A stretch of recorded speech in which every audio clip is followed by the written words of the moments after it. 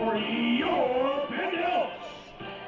Leading off from CSU San Bernardino, shortstop, number 3, Benji Solano. Batting second from Medford, Oregon, left fielder number 13, Jace Miller. Batting third from Cal State Bakersfield, third baseman number 22, Matt Johnson. Batting cleanup from Stanford, first baseman number 21, Teddy Cockheim. Batting fifth from Oregon State University, catcher number 16, Ryan Vandenbrand. Batting sixth from Indiana University, right fielder number 41, Brody Pico. Batting seventh from Bowling Green, second baseman number 9, Vinny Salvio. Batting eighth from the University of Michigan, designated hitter number 18, Jack Lucky. Batting ninth from Northwestern University, center fielder number 28, Zach Carlson. And starting out of bounds tonight for your Elks from Colorado University, right-hander number 49, Justin Schramm.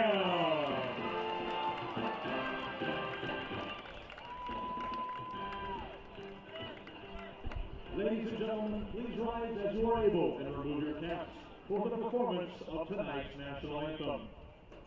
Here to perform the Star Spangled Banner is Hendrix Soziri. Hendrix is an 11-year-old from Bend, Oregon, and the lead singer of the band Awkward Silence. Her cousin Diego Castellanos plays for the Bend Elks, and she's his biggest fan.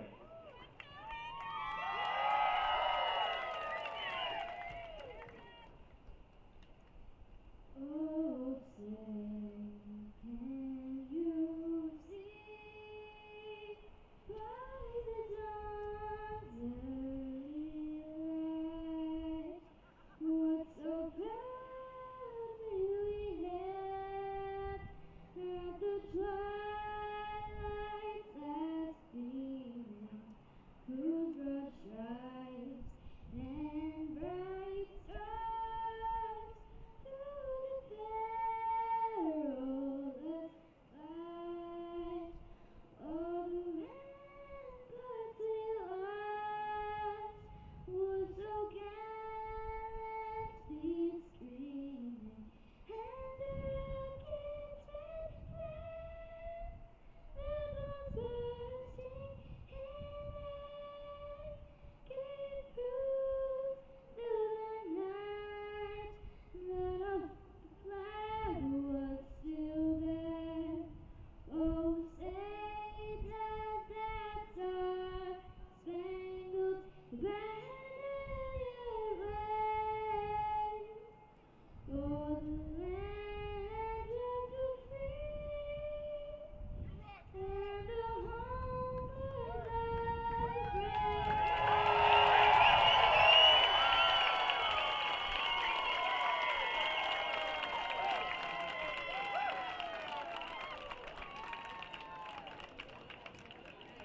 Here to throw out one of our first pitches tonight is Callahan Hughes. Oh, excuse me, Preston Hughes is our first pitcher, my bad.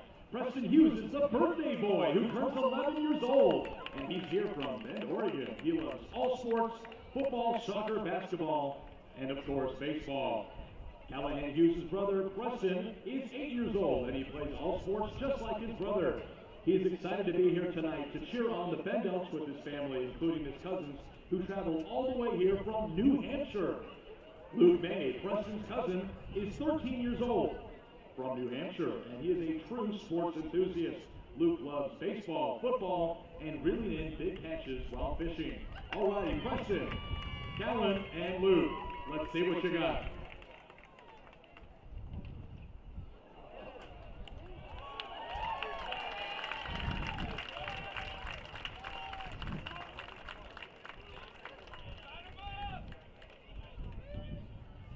And here to throw out our last first pitch pitch is Chase Jacobson, the best-looking redhead in Bend.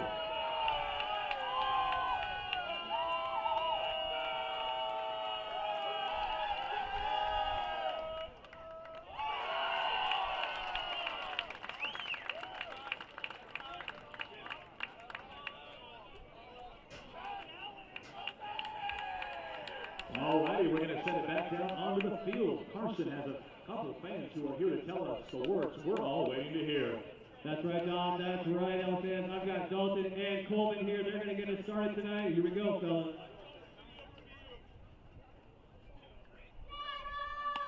Nice job, fellas. Let's go!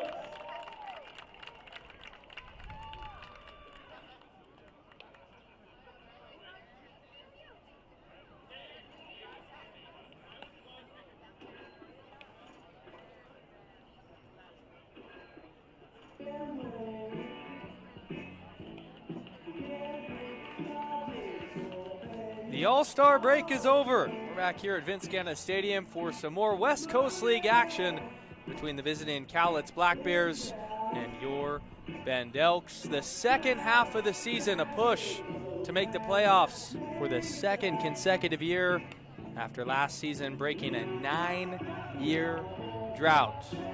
Elks in a prime position to get back to that promised land. Welcome inside the broadcast booth.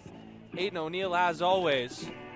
Game 1 of 3 between the visiting Black Bears, who enter with a 13-23 record. 6-4 though in the second half. The Elks 7-5 record in the second half and 20-17 overall. This is the first series. They've got 9 games against the Cowlitz Black Bears in this second half. It all starts right now. Justin Schramm, he's on the mound for the Bend Elks. The 6'6", 215-pound righty from Wilsonville, Oregon. Now lives right here in Bend, has a good amount of family in attendance today. Attends Colorado Mesa. Stepping in is Matt Priest for the Black Bears. Schramm winds. The first pitch of the ball game is a fastball that misses inside. We get started just a bit behind schedule at 6:38.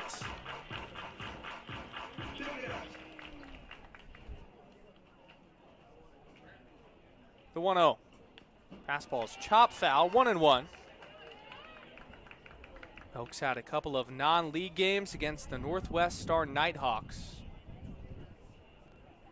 They won game 1 of that little 2-gamer on Tuesday and then lost last night by 1 run. The 1-1 pitch. Fastball misses up, 2-1.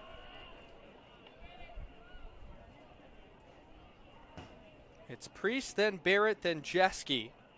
Anderson, Sable, Cisneros, Orem, Serrano, and Lundberg. That's the Cowlitz lineup.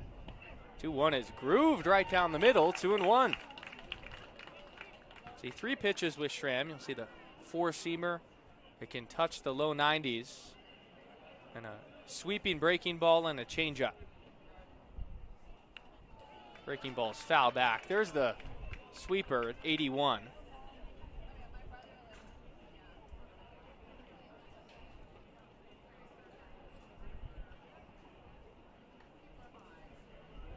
Slightly overcast evening here on a beautiful Friday night. 2-2's lined right at the third baseman, Dobson, who gloves it, and there's 1 out.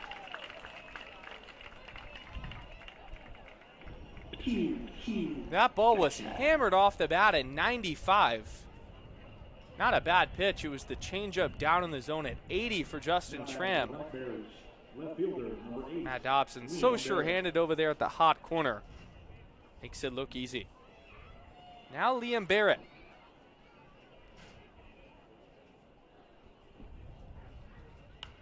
Fastball skied to the left side and out of play, 0-1.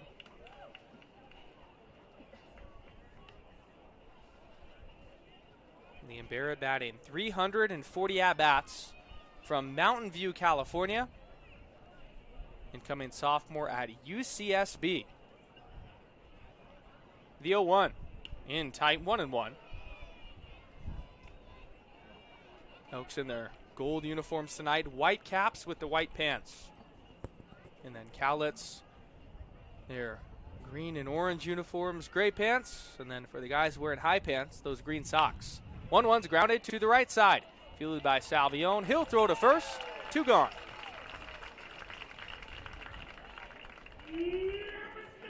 Good start from Justin Schramm. He opened up the ball game. Now batting for the Black Bears, right fielder. Now it's Will Jeske. Will Jeske.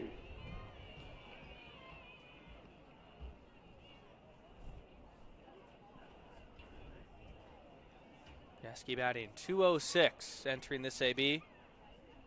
10's Nebraska in Lincoln. Fastball's called a strike. 6 feet tall, 210 pounds. In his last game, Cowlitz was on the road at Ridgefield. Had 1 hit in 3 at-bats. 2 gone, nobody on base. 0-1's lined up the middle and threw for a base hit. Jeske now has a 2-game hitting streak. That ball was 100 off the bat, right back where it came from. Now batting for the Black Bears, first baseman. Schramm will go into the stretch. Andy Anderson. Last time Justin Schramm threw was back on July 8th. He went 5 innings with only 1 run allowed on 3 hits. That 1 run wasn't earned. But he did struggle with the walks. Down low.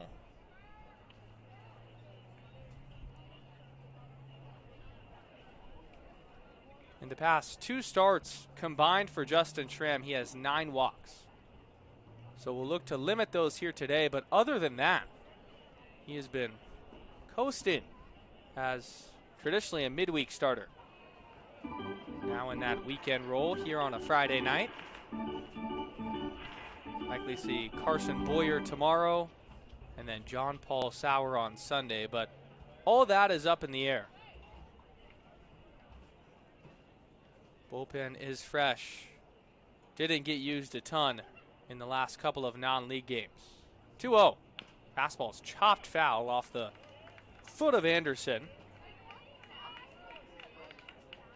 Incoming senior at Coppin State.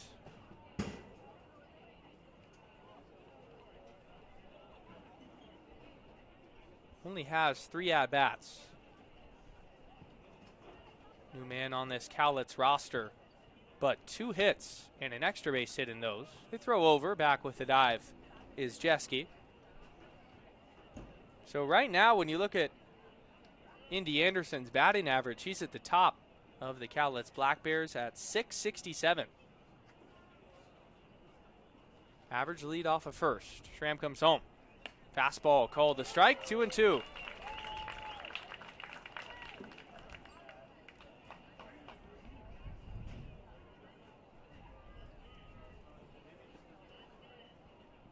Well, Jeske over there at first. 3 stolen bases. He has not been caught. 2-2, 2 outs, runner on first. Now the pitch. Fastball lined into left field. It's going to fall down for a base hit in front of Miller. Back-to-back singles for the Black Bears. And a 2-out rally.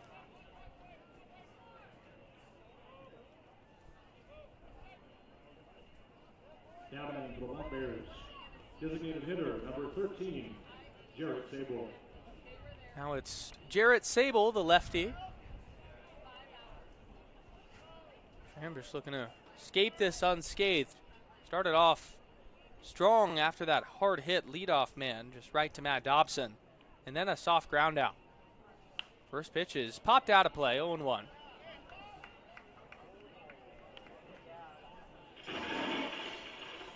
Sable, an incoming freshman at USC. A lot of California representation. A handful of guys from UCSB, and then just a little farther south, right there in Watts, California, where Sable will be. 0-1's chopped softly to the right side. Salvione fields it on the run. The throw to first in time. So despite 2 singles with 2 outs, Justin Schramm escapes without allowing a run. We'll go to the home half of the first inning, just underway in game 1 of 3 against the Cowlitz Black Bears. We're back after this on Bend Elks YouTube.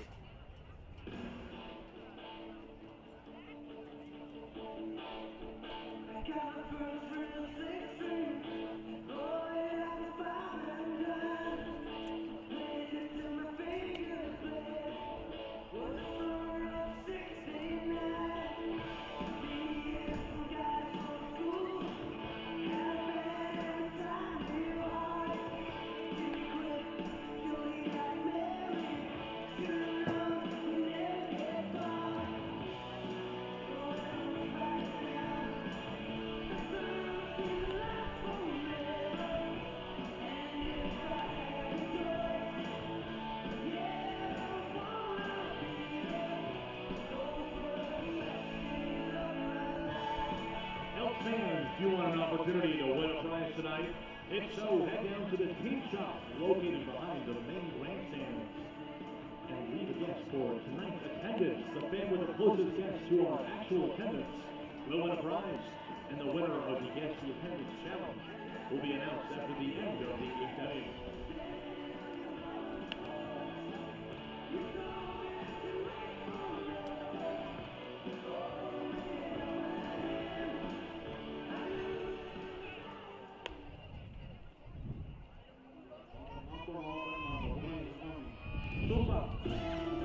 Leading up tonight's game for the Elks, shortstop number 3, Benji Solano. Home half of the first inning here at Vince Ganna Stadium.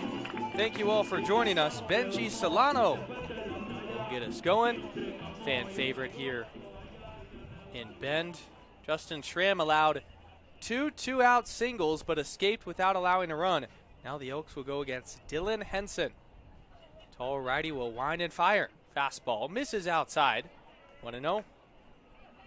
If you're looking for a matchup with a lot of height, got 6'7" for Henson, 6'6" for Justin Schramm. Two powerful righties on the mound. 1-0 is high and outside. It's 2-0.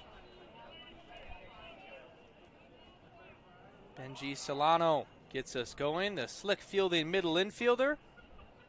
Bat has been coming around. 2-0 misses high and outside. It's 3-0.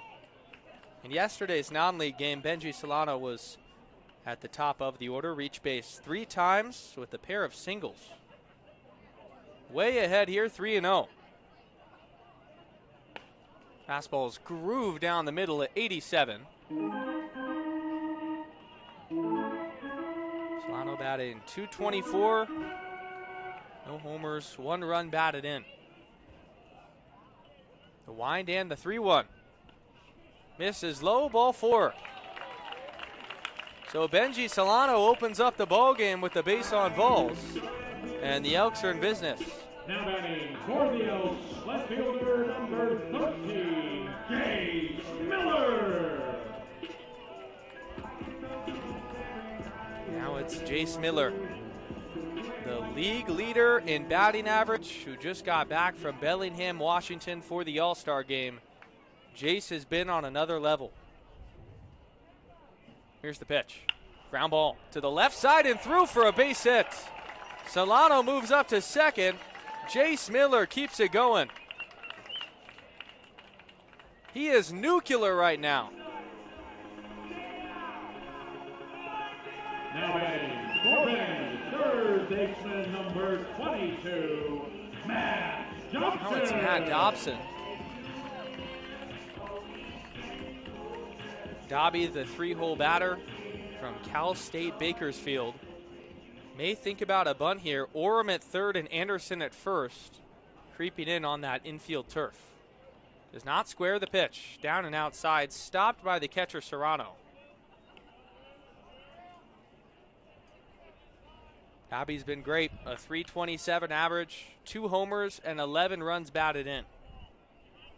Last game he played was back on July 12th against Yakima. Had a knock in that one.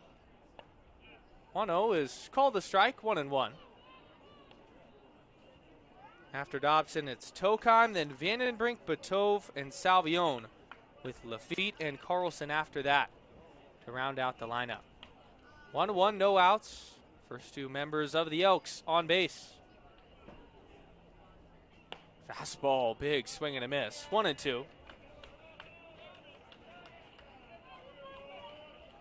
Dobson can bounce around the middle infield. A lot of guys on this Elks team that are seen as utility players, Dobson being one of those. Today at the hot corner and already made a great play defensively to open up this ball game.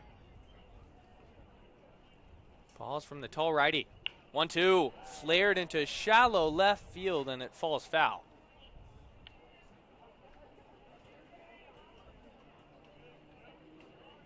Currently riding a 2-game hitting streak. He's had a hit in 4 of his last 5 games. That's how you see that average, well over 300. We'll do the 1-2 again. Fastball grounded to the left side and through for a base hit. Solano's going to stop at third. The throw in from Barrett goes to the cutoff in Orem, but the bases are loaded with nobody out. Dobson extends that hitting streak to 3. And now it's Teddy with the bases loaded.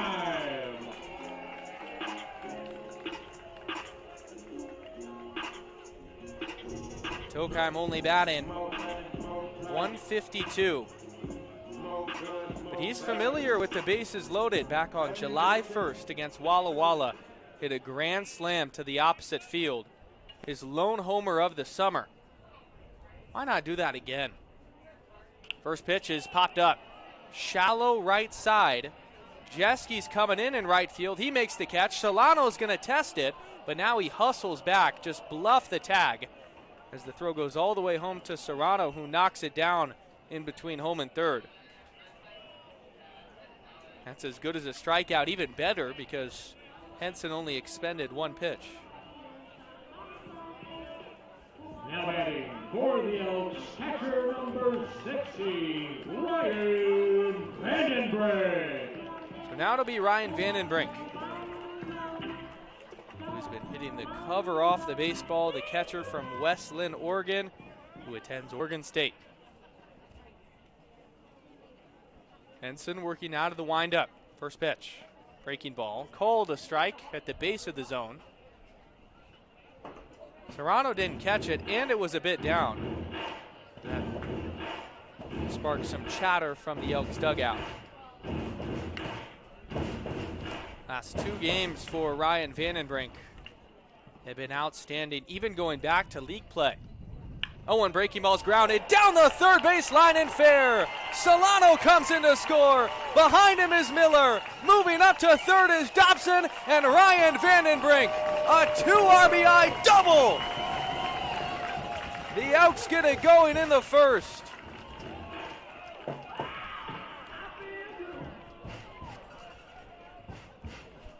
.105 off the bat for Vandy, right down that third base line. Right fielder number 41, Brody Beto.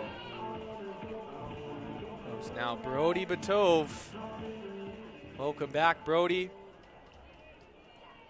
Indiana University commit. First pitch fastball, called the strike, 0-1.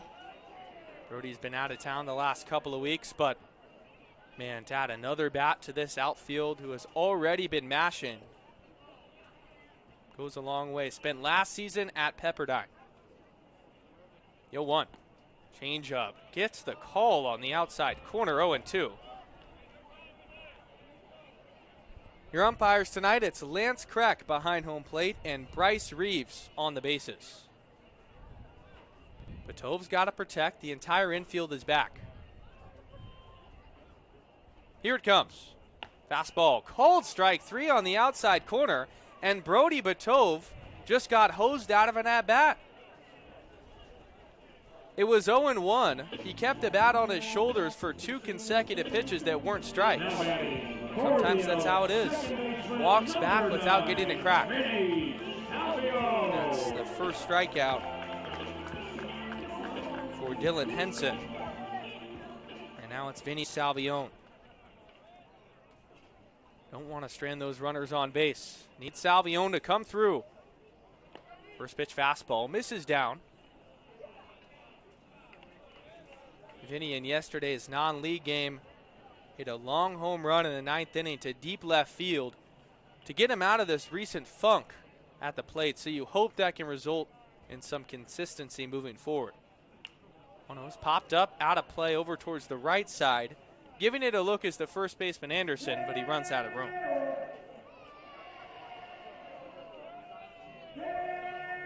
Dylan Henson's last start, the man on the mound for the Cowlitz Black Bears, he didn't allow a hit in 5 2/3.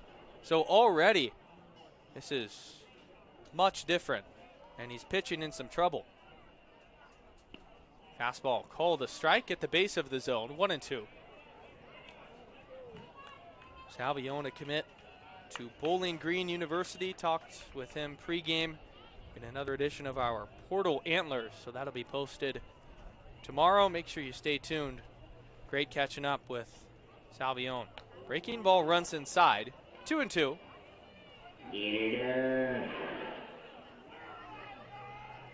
Before the All-Star break, Vinny was heating up. 5 hits in 3 games. This is a big opportunity. 2-2, 2 gone, runners on second and third. Fastball is grounded, foul down the third baseline. Eerily similar to the hit from Vandenbrink, but just not as hard and a little more left to go into foul territory. A base hit with the 2-out jump should score Vandenbrink, who has average speed at third.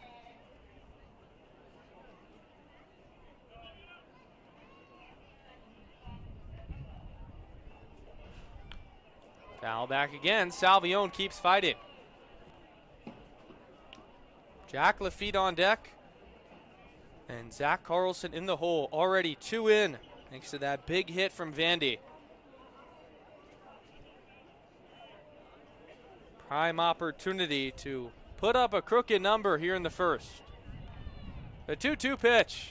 Breaking ball's line on one hop to the second baseman, Cisneros. He throws to first, and he got Salvione to end the inning. For the Elks in the bottom of the first, 2 runs. But a good way to start it. Ryan Vandenbrink, 2 RBI double down the left field line. Then 2. And on top, 2-0. Go to the second. We're back after this on Bend Elks YouTube. First base side of the concourse, and look for the man in the red shirt. Carson's going to do some trivia for you. That's right, now what's up, first base grandstand? How we doing? Yeah, I'm here with Jason. Everybody look at Jason's shirt. Yeah, that's a nice white chosen for this. This is going to be great. So Jason's going to do a little Bend Elks trivia. He's got to answer this question correctly. It's multiple choice. If you want to help him out, feel free to shout out some answers. All right? Here we go. What is the name of the brother team of the Elks that also plays here at Vince Scanna Stadium? Brother team. Is it A, the Bucks? Is it B, the Rothschilds? Or is it C, the Bears? Hold on, let's put you on the microphone. Ready? Jason, your answer is? He says A, the Bucks. How do you feel about that, Elks fans? Let's go to tape. Hooray! Nice! That's right, it's the Bend Bucks. And they'll be in action next Tuesday and Thursday at 6:35 here at Vince Scanna Stadium, and doubleheaders on Wednesday starting at 2 p.m. So come out and check out the Bucks. Everybody give Jason a round of applause. You want a free hat for Bend Elks Trivia. We'll see you at a Bucks game.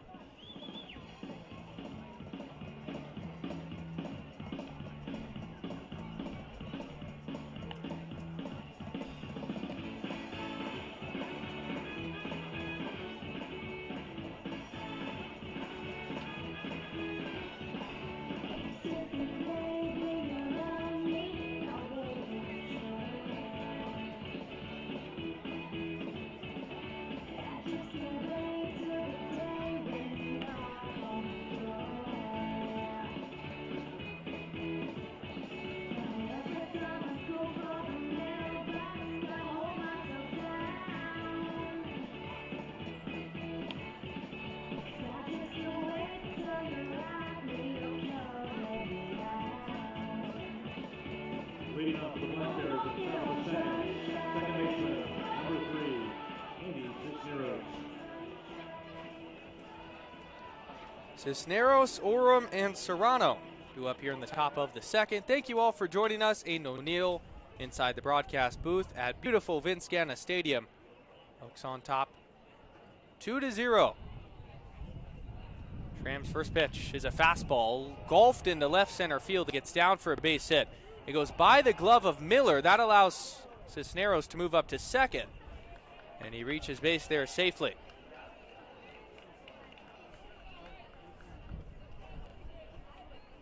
We'll see what this is ruled here, either a double or a single and an error.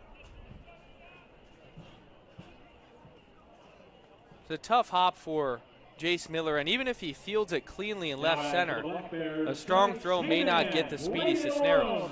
Elks fans, if he strikes That's where out, that you double get ruling comes in. half off for the next 10 minutes. Here's tonight's K-Man, Braden Oram. That's funny. Oram used to be a member of the Bend Elks this season, so giving him some treatment coming back here in his old confines. He'll square to bunt, and he doesn't get it down, 0-1. You know, sometimes that's the strategy with the K-Men, is to just bunt every single at-bat. We'll see if Oram squares around again here. Both Tokheim and Dobson creeping in on the corners. Schramm, long look at second. Now the 0-1. Down low and outside. Braden Oram, we most definitely miss him. Was an outstanding outfielder for us, covering so much ground defensively. From Lower Columbia College, originally from Lacey, Washington. And with Cowlitz, though, he's primarily played infield, been a utility man there. 1-1. Fastball just misses up. 2-1. These fans, they're rowdy. Looking for some free beer in every way they can. Braden's brother is also on the Cowlitz Black Bears. Camden Oram. Swung on and missed. 2-2. Oram chased outside. Braden's batting .263 and 38 at-bats. Currently riding a 3-game hitting streak. Looking for one more from Justin Schramm. Great crowd on hand tonight. Long look in from Schramm to Vandy. 2 looks at second. Now the 2-2. Popped up over towards the right side. Tokheim's going to give it a look, and it's going to go out of play.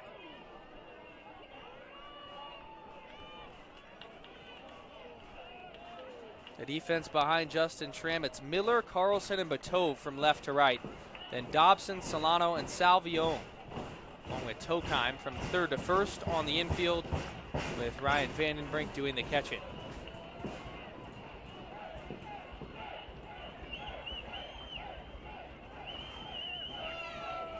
We'll do it again. Peel down to the base umpire. He did not go. That one was just inside. Coaches are both perplexed. Vandenbrink couldn't catch it. Oram is right on top of the dish now. But on our replay, it did catch some strike zone. So Schramm will have to pitch through that missed call. Here's the payoff. Breaking ball. Misses high, ball 4.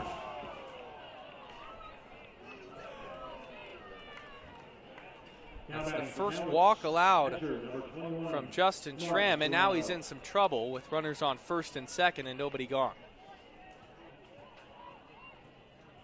Turns it over to Martin Serrano. And you think about this part of the order, the 8-hole batter with runners on first and second, no outs. This is almost a guarantee to be a bunt, you would imagine. Dobson will likely stay home at third with Tokheim crashing. He does square immediately. The pitch, fastball, bunted, foul. Vandenbrink catches it behind home plate. Martin Serrano, incoming sophomore at Iowa Western Community College, the same school that former Bend Elk Finn Edwards attended last year. Just one strike. Likely going to square around again. He does. The 0-1. Pulls back, takes inside.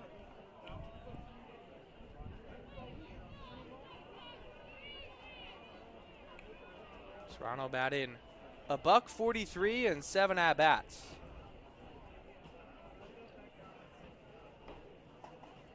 Today behind home plate, doing the catching. Here's the 1-1. Squares, gets it down, but in foul territory. 1-2. This is always just irritating if you're a coach. You put on a bunt sign, and 2 consecutive times, that pitch there from Schramm was right down the middle. Serrano can't get it down. So it's likely off now with 2 strikes. And you miss out on a prime chance to move both runners up. Here's Schramm's 1-2. Lined up the middle, through for a base hit. Cisneros is going to get the stop sign at second. Carlson, his throw goes into the cutoff man in Tokheim. And just as we saw with the Elks last inning, the bases are loaded with nobody gone for the Black Bears. Now adding for the Black Bears, shortstop, number 6, Braden Lundberg.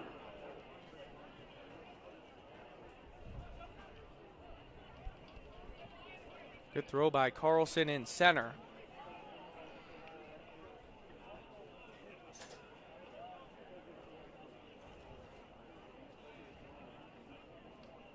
Lundberg, incoming senior.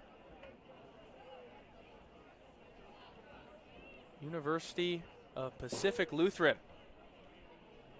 Here's the pitch. Breaking ball misses in tight.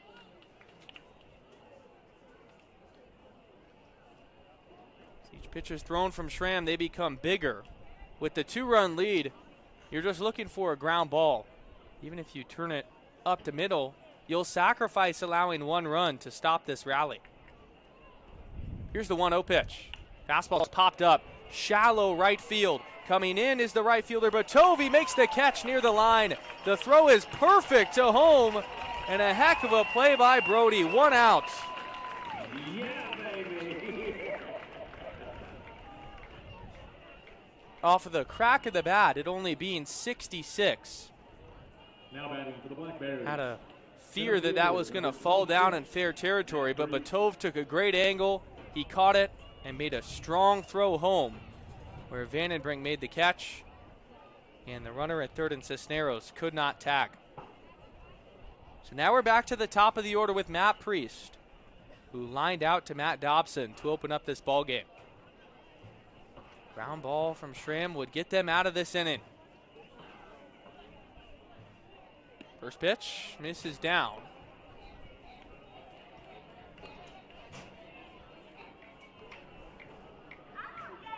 Matt Priest, incoming sophomore at Washington State University.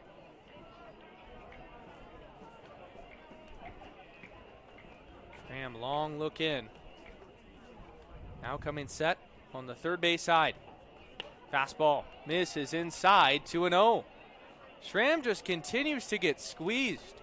That was another pitch that could have been called a strike. But Lance Kreck's zone has been tight. Overcast night setting in here middle of July as the Elks embark on their stretch run. The 2-0. Fastball is grounded. This could be 2. Solano fields it. Throws to Salvione for 1. The throw to first, not in time. Cisneros comes in to score. It's a 6-4 fielder's choice. An RBI for Priest. And the score is 2-1. Cowlitz, left fielder, number 8, Leo Barrett.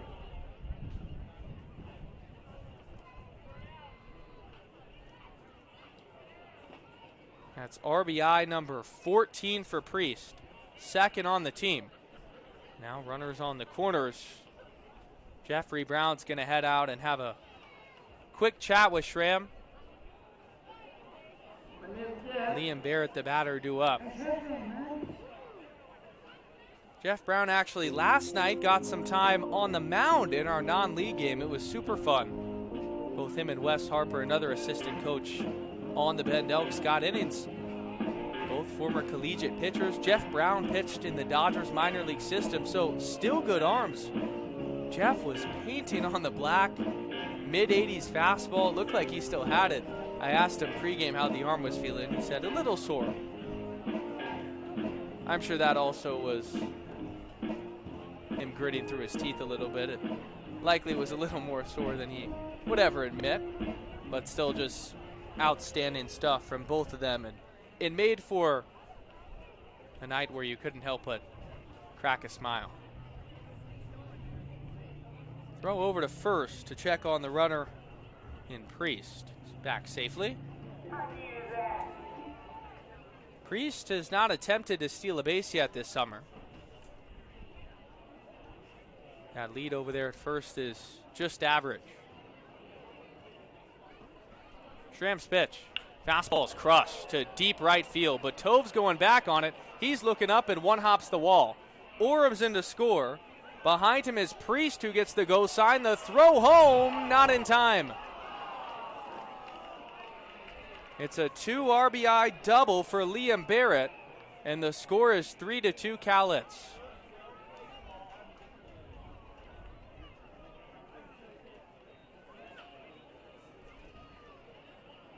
A hanging changeup at 99 off the bat, but Tove had no shot.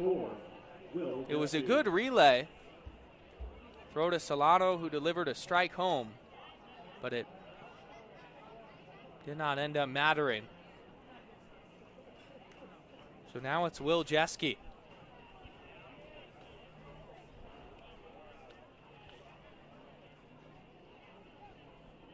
First pitch breaking ball, flipped in for a strike.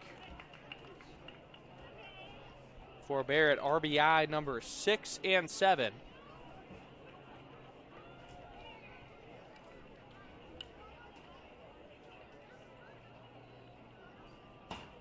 Just a slight breeze from left to right. The 0-1. Breaking ball's lined into left field. It falls in for a base hit.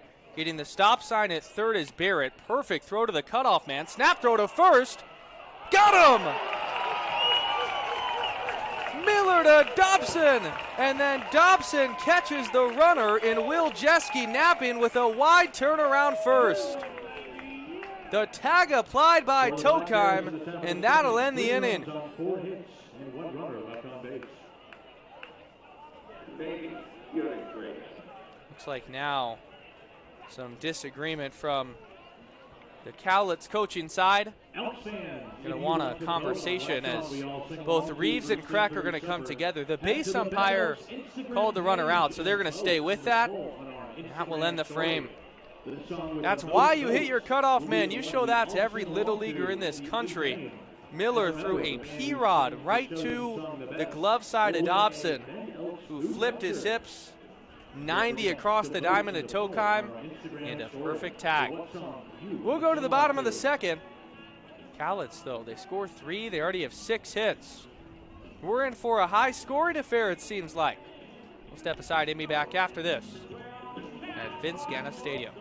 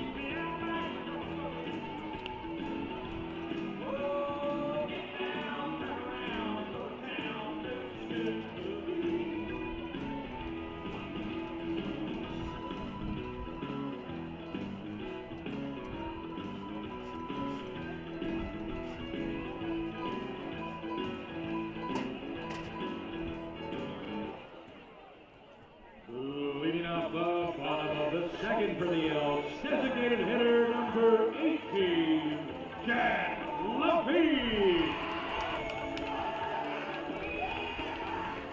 Bottom of the second inning, back here in Bend. Elks now trail 3-2 after the Bears score 3 runs in the second. Jack Lafitte will take a strike. It's 8-9-1 due up this inning. It's the righty Dylan Henson. Game 1 of 3 between the Elks and Black Bears. The 0-1 to Lafitte. Breaking ball misses down. Jack Lafitte has been coming around on both sides of the ball. Recently graduated high school from Harvard Westlake in Southern California and has been outstanding. Breaking ball's inside, it hit him. Elks will take it. That's a leadoff base runner, courtesy of the hit by pitch.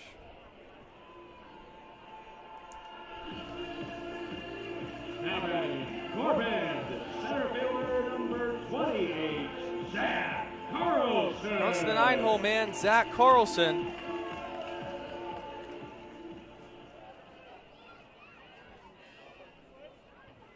Carlson from Northwestern University. First pitch misses up. Zach has been dialed in, a .323 average. Last 2 games in West Coast League play, multi-hit affairs. One of them featured a huge grand slam. The 1-0, high and outside. That came on July 12th after a heartbreaking 6-5 loss the night prior. Zach Carlson rallied this group. A huge win, 10-4 over Yakima, thanks to his big swing that carried over into a series dub. 2-0s popped up and out of play over towards the left side.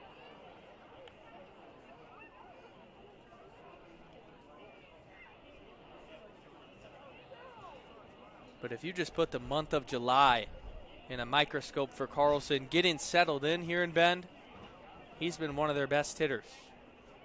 Throw over, back with a dive is Lafitte. And to have that value, too, out of the 9 spot is almost a reverse leadoff to set the table for the top. That in itself is invaluable. 2-1. In tight. 3-1 now.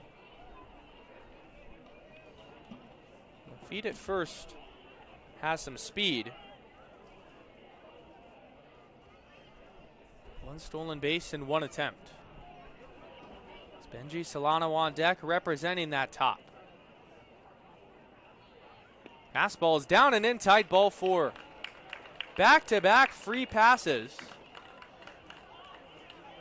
And the Elks have 2 runners on with nobody out. For shortstop, number 3, Benji Solano. Already some stirring in the Cowlitz bullpen.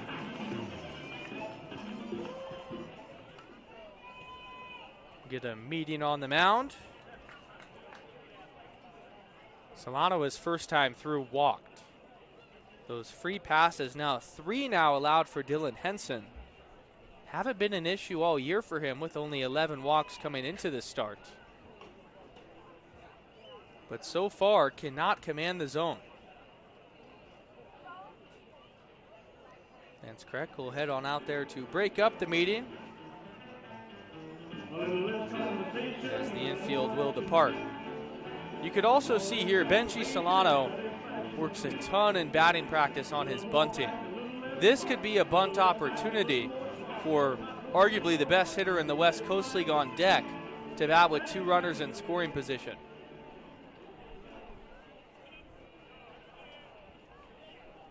See if Orem and Anderson are thinking the same as they're creeping in on the infield grass. He does square. Hops it straight back, 0-1. It's a fastball high in the zone.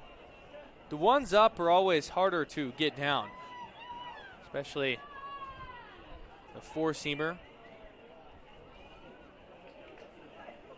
Gonna look for a pitch down in the zone to get in play. The 0-1 does not bunt this time. He pops it up and it's out of play. Now we'll have to protect the man from Chula Vista, California. Attends Cal State San Bernardino.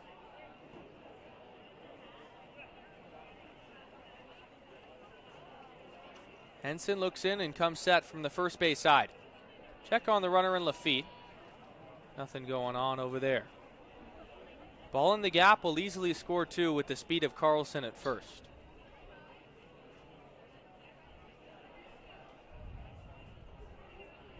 Fastball high and away, 1-2.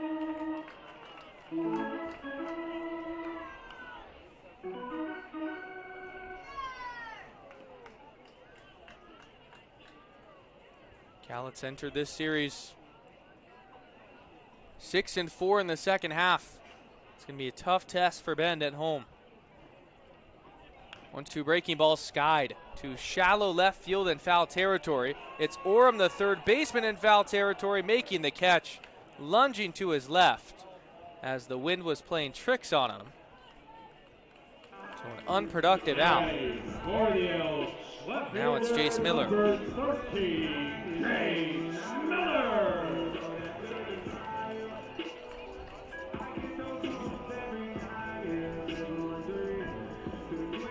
Jace Miller from Medford, Oregon, currently in the transfer portal, which is almost baffling to us all.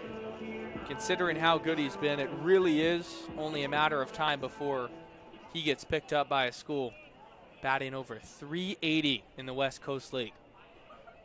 First pitch fastball, fouled straight back, and when you foul it straight back, that means you're on it. 86 at the top of the strike zone. Also 27 runs batted in. He's only struck out 10 times. You can look at any statistic, and it really has been a positive. 0-1's outside. In his first at-bat, had a hard-hit single past the dive of the shortstop Lundberg into left field. 1-1, 1 out, runners on first and second here in the bottom of 2. Down and outside, 2-1.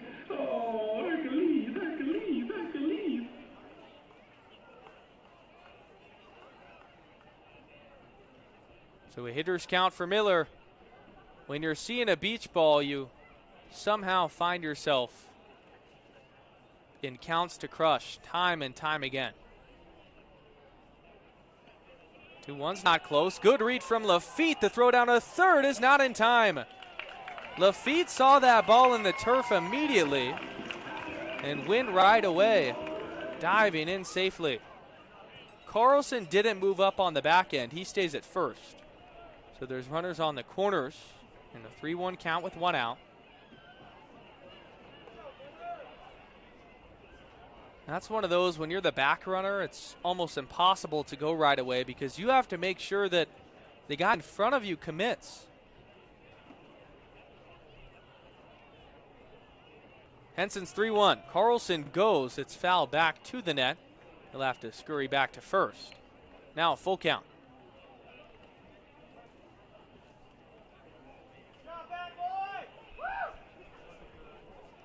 Great crowd on hand. They got super loud earlier. That 2-run inning in the first. Looking for more to cheer about if Jace can come through. Throw over to Carlson. Back safely. Just a strategic move from Henson to slow the game down and literally put the ball in his court. Takes off his catcher, Serrano. Now comes set. The payoff pitch. Carlson goes. Fastball sprayed. Foul down the right field line. And we'll do it again. That was a perfect pitch down and outside on the black from Henson. And Jace Miller doesn't make anything of it. Attended the University of Portland the past 2 seasons. Now looking for that new home. Choking up on the bat from the right side. Carlson goes again. The 3-2 is crushed to left center field. Going back on it is Priest near the warning track. He'll reach up and make the catch. Tagging is Lafitte. He'll easily score. Carlson goes back to first. And this game is tied at 3.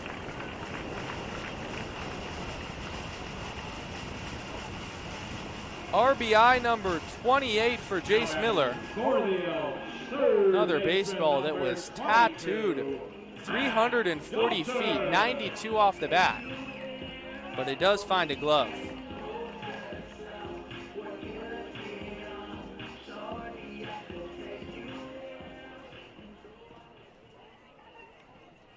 So Matt Dobson it is. So throw over with Carlson leaning. He's back safely.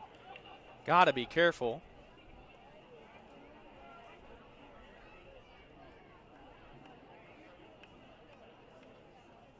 Carlson has 2 stolen bases. He's been caught once.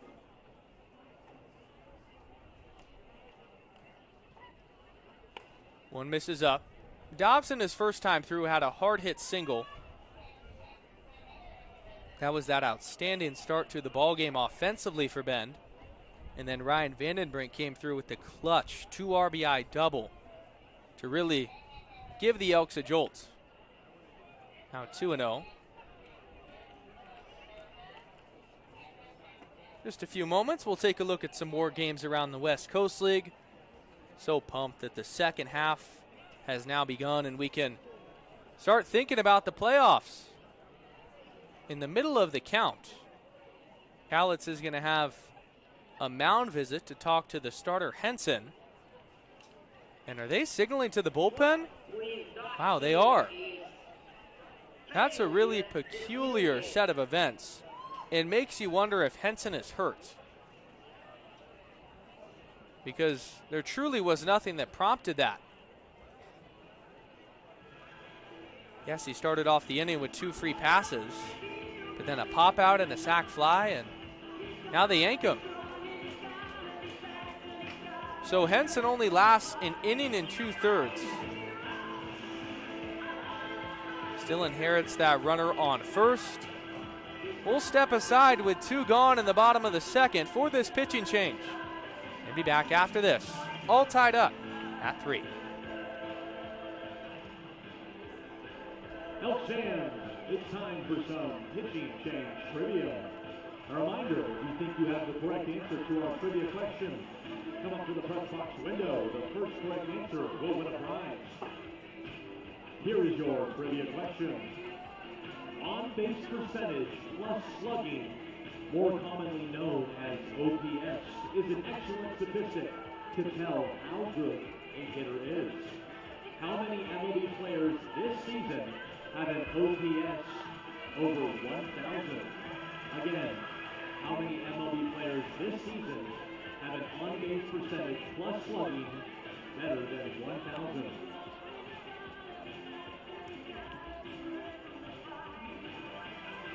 Now pitching for the Cowlitz Black Bears, number 12, Kieran Markusen.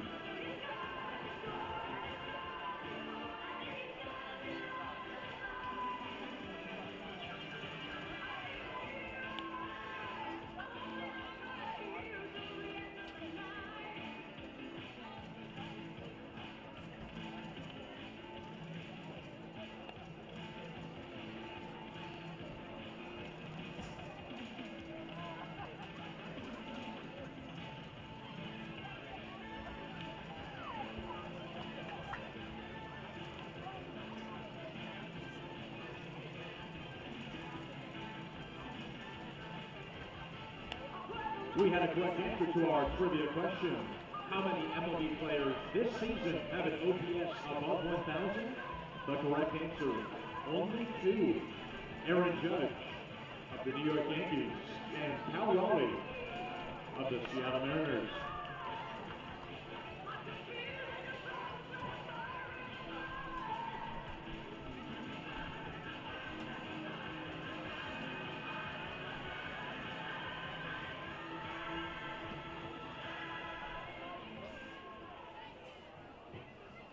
So we've got a pitching change. Hope that Dylan Henson, the starter for Cowlitz, is okay. Middle of the count, he was pulled for Kieran Markusen, who throws over to check on Carlson, back with a dive safely. Markusen, 5'11", 165 pounds, from Blaine, Washington, attends Skagit Valley College. The 2-0 popped out of play. Finesse arm from the right side, not going to overpower you with velocity, so really leans on that command. 2-1 with a 5.66 ERA and 20 2/3. 10 strikeouts to 3 walks. Step off and reset. Already 9 hits combined here in the second inning by both squads. They'll throw over. Carlson's back again. They've done studies, 60% of the time. So one more of those and the crowd would start to get a bit restless. Last time that Markusen threw was on July 10th against Walla Walla. Gave up a run on 4 hits in 1 frame. Fastball misses outside. Snap throw down to first. It gets away from Anderson. Carlson moves up to second. It's an error on the first baseman. And the Elks have a runner in scoring position.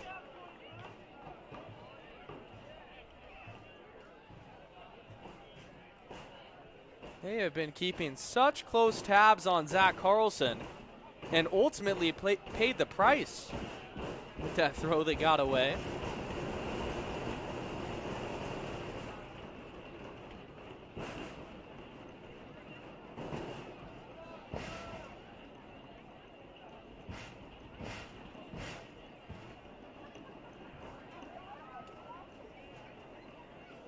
Lance Crack making the signal for mound visits, I believe. And now we're ready to go again.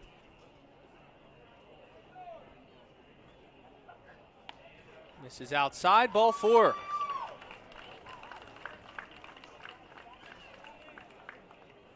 So Zach Carlson forces that throwing error, then Matt Dobson walks. Setting the table for Teddy Tokheim. Fly out to right field, his last at-bat. First pitch breaking ball, misses low. Good block by the catcher in Serrano. You can already tell just from watching him for a couple of frames that he takes pride in himself on the defensive side. Has been very good at keeping the base runners close. Tokheim looking to do some damage. 1-0 fastball, down and outside, it's 2-0.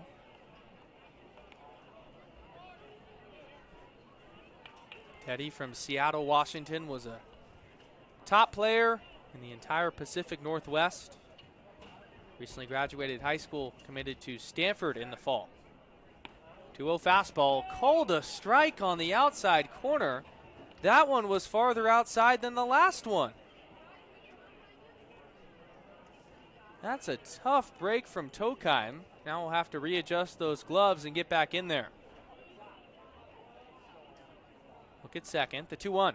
Fastball's called a strike, it's 2-2. Now Tokheim will have to protect. Infield normal depth. Outfield slightly shifted. Working quickly. Marcuson. The 2-2. Breaking ball's crushed.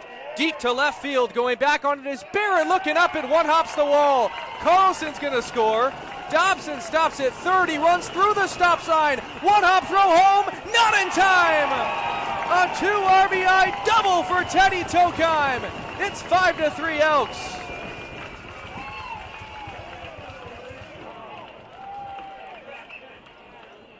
Matt Dobson said, "To heck with your stop sign, Johnny Kemp," and it paid off. Now batting for the Elks, catcher number 60. That was a risky one. If the throw was on line, Dobson was gone. It was a wise decision for Johnny Kemp to hold him. But a huge swing from Teddy, 106 off the bat.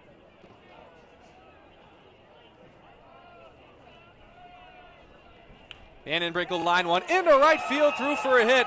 Tokheim's going to get the sign. The throw home from Jeske, not in time. It goes to the cutoff man, and it's 6-3 Elks. The third RBI of the night for Ryan Vandenbrink, and they're pouring it on. Now batting for Ben, right fielder number 41, Brody Bitto. Now it's Brody Bitto. Have to catch my breath after the last couple of plays. Just out of nowhere. Tokheim's hard hit baseball to left, and then Vandenbrink on the first pitch of his at-bat. The Elks are rolling. Bitzo will hit one. Sliding play by the second baseman. It's Cisneros who throws to second. It's not in time. The shortstop in Lundberg was off the base. And Bitzo reaches on the fielder's choice.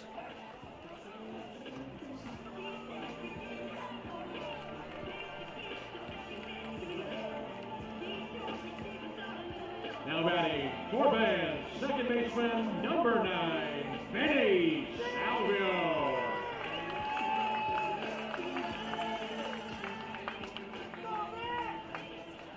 Let me give Brody Bitov a hit on that one. Now it's Vinny Salvione. Breaking balls called a strike, 0-1. The Elks are always treated well when they can score over 5 runs, especially here at Vince Scanna Stadium. They somehow just know how to mash in this building. 0-1 fastballs high and in tight. 4 runs this inning, 2 last inning, 6-3 the score. We're only in the bottom of the second. Runners on first and second with 2 outs. Salvione grounded out back in that first. Breaking ball's popped up. Shallow right field, moving over is Jeske in foul territory. He'll slide and cannot make the catch. It kicks off his glove and goes near the bullpen. So Salvione gets himself another chance.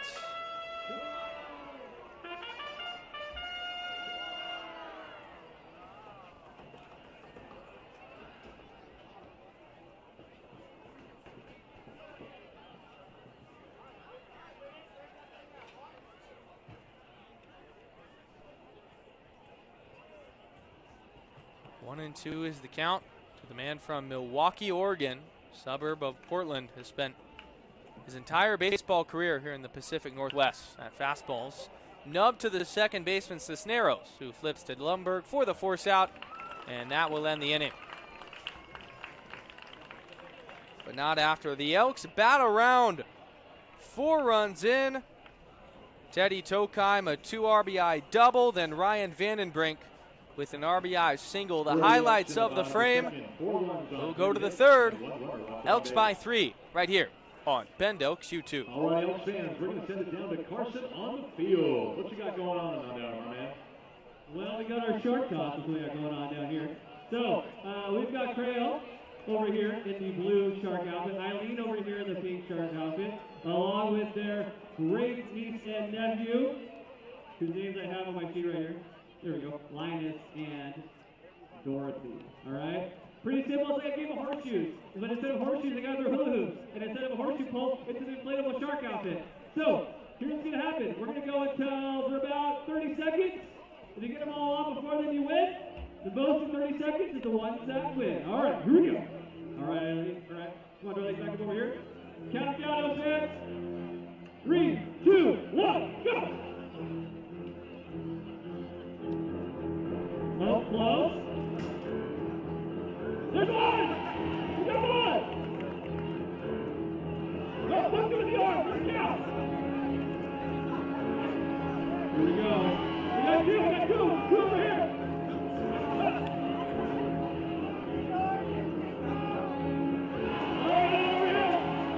All right, 10 seconds, got it down, 10, 9, 8, 7, 6, 5, 3,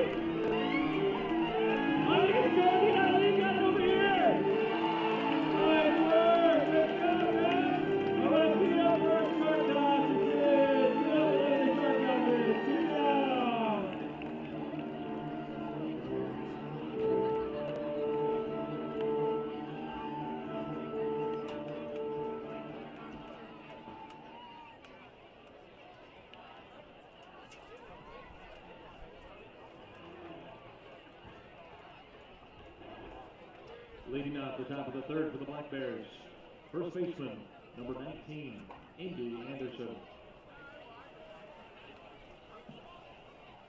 Indy Anderson will lead off the third inning here at Vince Scanna Stadium. It's 4, 5, and 6. The Elks with a 4 spot in the bottom of the second. They lead 6-3. Justin Tramm's pitch, fastball high and outside. Offense has been rolling just as always here at Genna. They put on a show with the bats. Anderson, his first time through, singled. Now 3 hits in just 4 at-bats with the Bears. 1-0 heaters. Called a strike. It's 1-1.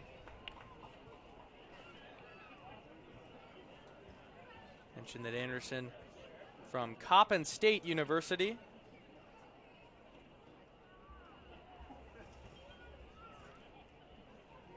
One heater is called a strike. It's 1-2. Originally, though, he's from Shoreline, Washington.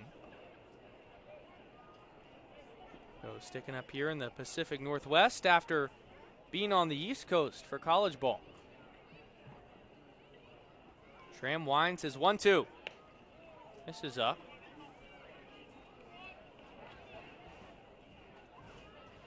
Great action going on around the West Coast League.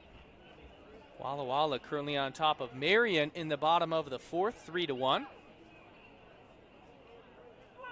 2-2 fastball, high and outside, full count. Portland and Yakima all knotted up at 1 in the bottom of the second. Corvallis on top of Springfield, 4-1 in the bottom of the second. Fastball misses low, ball 4. So a nice job by Indy Anderson working back. The second time he has reached. Now batting Cowlitz, designated hitter number 13. That's the second consecutive frame that Justin Schramm has allowed the leadoff man to reach base. And his second walk.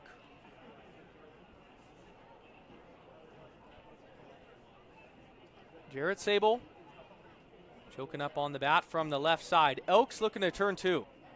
Fastball's down and inside.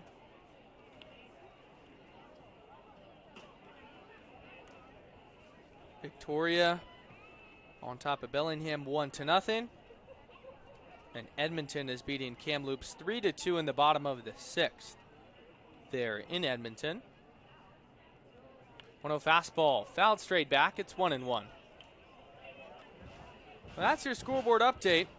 Elks enter this ball game 3rd overall in the West Coast League standings. In the second half, they're 4th. Cowlitz is 3rd in the second half standings, but 2nd to last overall. Schramm's 1-1. Popped up, out of play, it's 1-2. The Black Bears had a historically bad start to the season.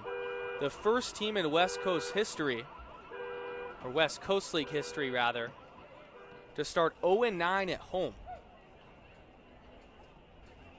So this second half has been much more friendly to them, as you can see with the record increasing as time has gone on. 2-2 now.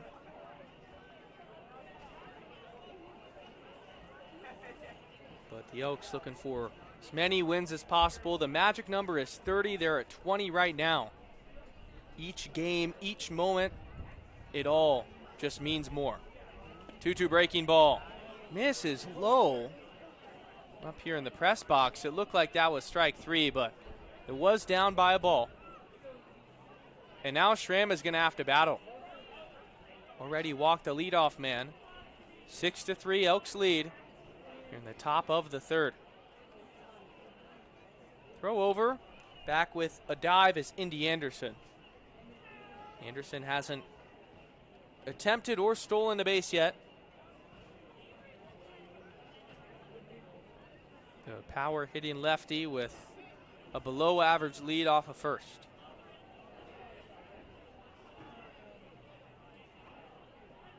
The payoff pitch. Fastball, got him looking. 88 on the black. A bit of a gift from home plate umpire Lance Kreck. That's strikeout number 1 for Justin Schramm. Baseman number 3, Andy Cisneros.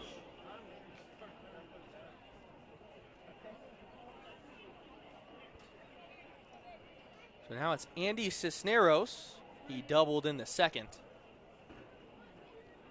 Sun starting to peek through the heavy clouds in left center. Breaking ball misses low. Good block by Vandenbrink. It then hits off the batter and Cisneros and stays right around home plate.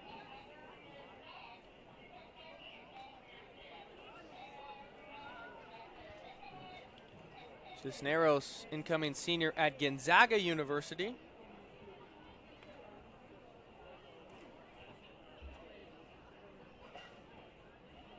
Oh. Heel down to the base umpire, Bryce Reeves. He went around. It's 1-1. That pitch should have been called a strike on location.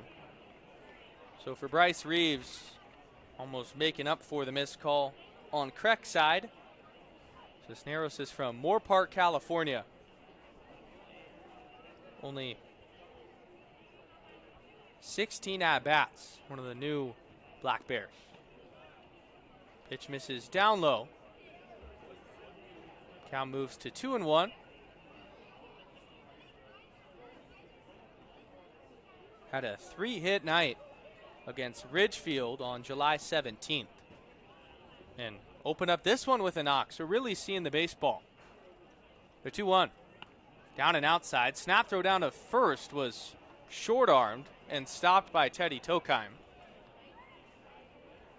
Another count where Justin Schramm has gotten down in it. Will now have to battle back. This will likely be a challenge pitch. Cisneros will be gearing up for. 3-1 fastball is crushed right up the middle and through for a base hit. Moving up to second is Indy Anderson. Another baseball that was smoked. 98 off the bat. And Cisneros is 2 for 2.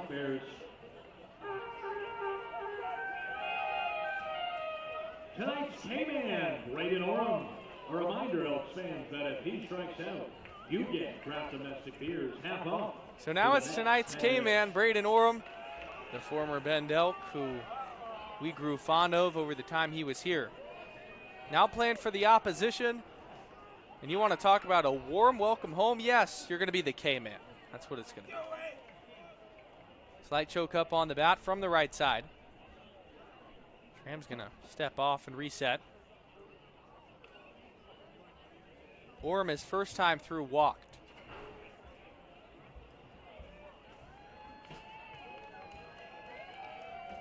Look at second and come home. Fastball, call the strike, going 1.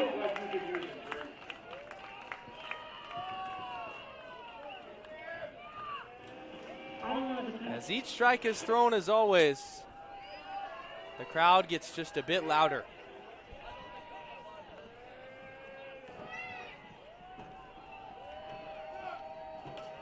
Grounded to the left side, fielded by Dobson on one hop. He'll touch third, throw to first, double play! Matt Dobson, how about it? Threw across his body, across the diamond, on the money. And that ends the top of the third. We'll go to the home half after this on Ben Delk's YouTube.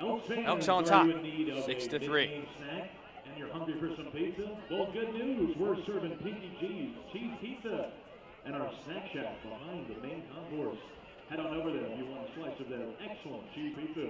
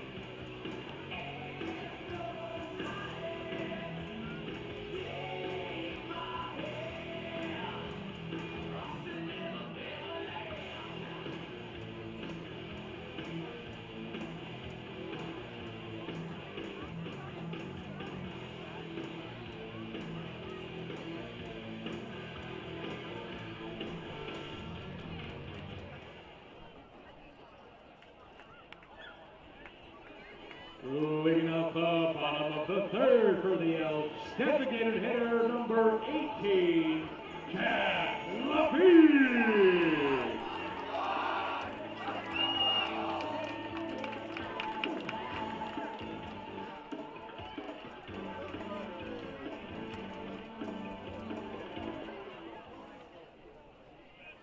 8, 9, and 1. Due up for the Bend Elks this inning, starting with Jack Lafitte. First pitch breaking ball grounded softly to the left side. Fielded by Lundberg, the shortstop, he kicked it.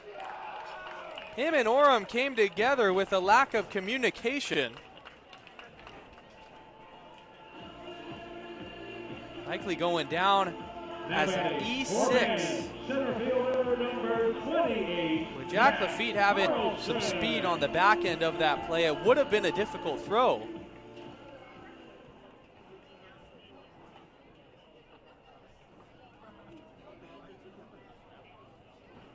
Now it's Zach Carlson. Takes a fastball for a strike, 0-1. Second error committed for Cowlitz. Only in the third. Carlson, his first time through, walked. Still working is Markison, who will throw over, and Lafitte's back.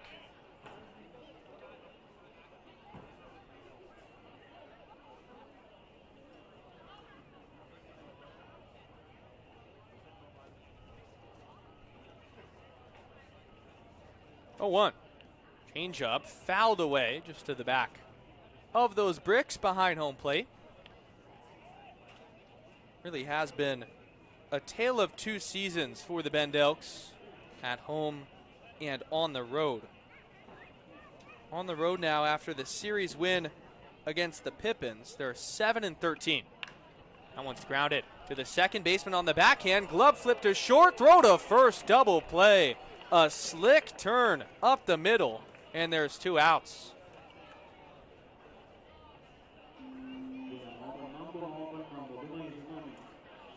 Four, 6, 3. Shortstop number 3, Benji Solano. They really made that look easy. To the top with Benji Solano. Now 2 gone in the bottom of the third. Elks have scored in both frames so far. Breaking ball misses away at 70. Solano has walked, and then he popped out his last time to Braden Orem in foul territory.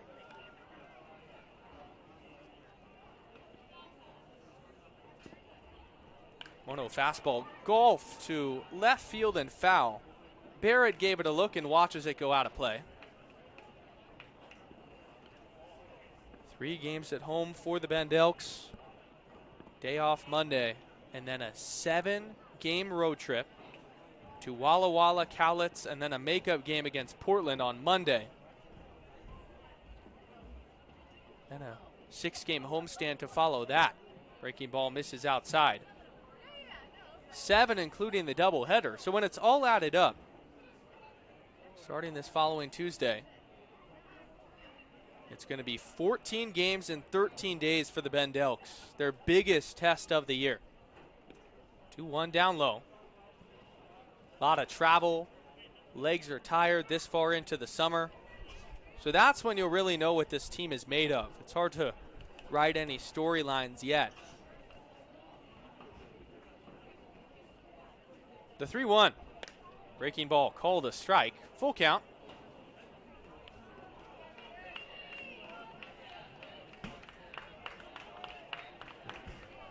But as long as this team is here at Vince Ganna Stadium, they're tough to knock off in any scenario, no matter who the opposition may be. Payoff pitch. Grounded to the second baseman, Cisneros, getting more action. He'll throw to first, and that will end the inning. So it's the frame for Andy Cisneros, turning a slick double play up the middle, and then fielding a ground ball to end the third. To the fourth, Elks on top 6-3, and we're back after this on Bend Elks U2.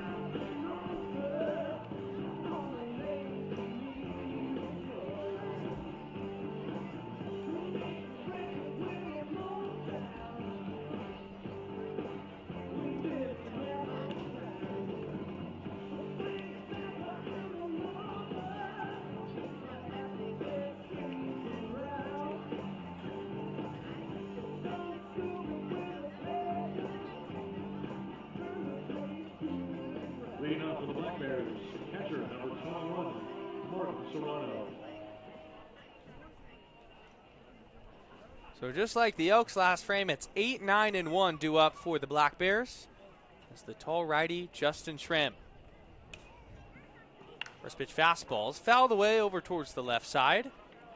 Top of the 4th inning. Thank you all for joining us, taking some time out of your Friday night. Gorgeous time to be in Bend, Oregon. Game 1 of 3 between these two opponents, and then the Elks hit the road. Schramm readjusts and re-toes the rubber. Glove right out in front of his face. Sign from Vandenbrink. And now the 0-1. Breaking ball's fouled away, 0-2. For Serrano, he's singled in his first at-bat.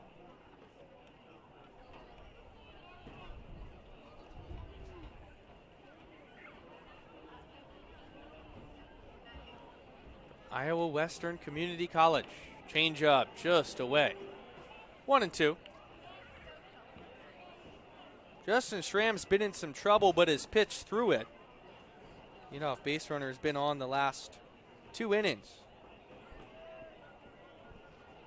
1-2 pitch. This is up.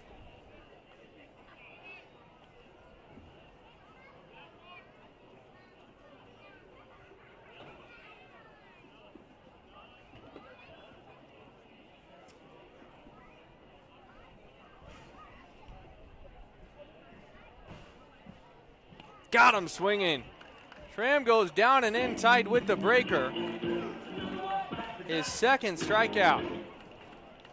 Tiring the leadoff man. Now batting for Cowlitz, shortstop number 6, Braden Lundberg.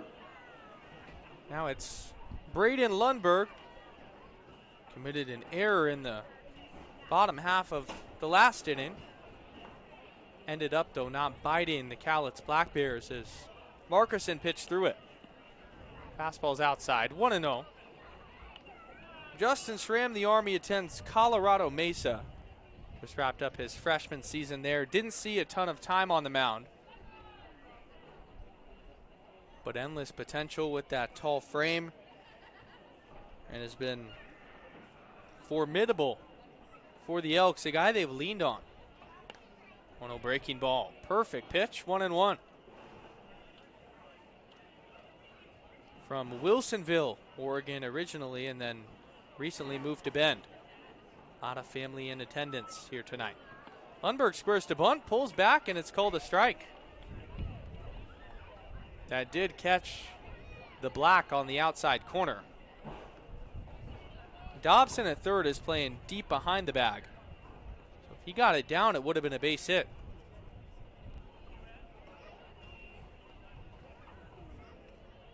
The rock and the delivery. Fouled back. Lundberg staying alive. One of the veterans on this squad from Pacific Lutheran University, entering his senior season.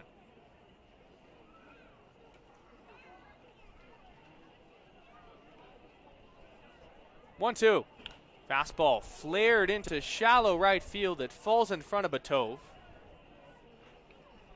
It's a one-out single for Braden Lundberg, and that brings us back to their top of their order. Now batting for the Black Bears, center fielder. Only 79 off the bat, but it dunked in. And now it's Matt Priest at the top.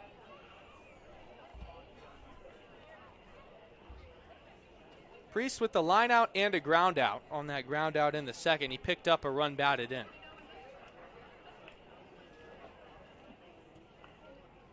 Schramm will throw over. Back with the dive is Lundberg.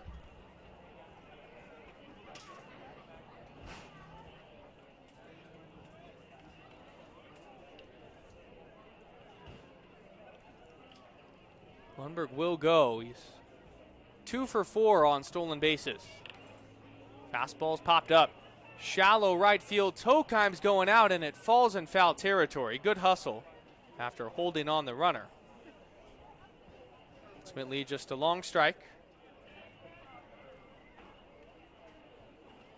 Matt Priest from Washington State University. Calls San Diego, California home, though. All those competitive regions in SoCal set up guys like Priest and Jack Lafitte on the Elk side for the next level. 0-1. Just down. 1-1 the count. Lance Crack, home plate umpire, has a natural pause, so we have to wait just a few moments before anything is official between balls and strikes.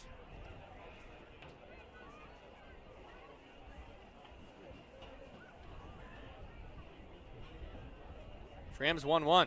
Runner bluffs the steal. It's called a strike on the outside corner. Ram hasn't been known for the strikeout pitch. Only 20 this year, but 2 so far. And another one, this moment would be quite timely.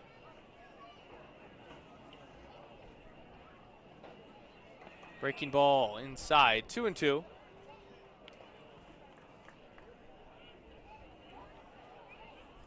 Lance Crack will get some new baseballs from our bat boy tonight. Excited to hear the official attendance count. Great crowd on hand. Excited to catch their Elks as they make another push for the postseason. 2-2, 1 gone, runner on first. Breaking ball's chopped foul. Priest stays alive. No action in the Bend Elks bullpen. See who they turn to after Justin Schramm. Bullpen has gotten thinner over the past couple of weeks. They're going to need the pitching to be at a premium, especially the starters, eating those innings each and every day. Check on Lundberg again, who's back safely. Just past 8 p.m. local time. It's already beautiful in Bend during the day, but when that sun starts to set, it's picturesque. Low 70s with a slight breeze. Flag in left center now is quite limp. Breaking ball line. Diving into the shortstop in Solano. It goes by him into left field. Lundberg moves up to second. Back-to-back singles for the Black Bears. Now the tying run coming to the plate.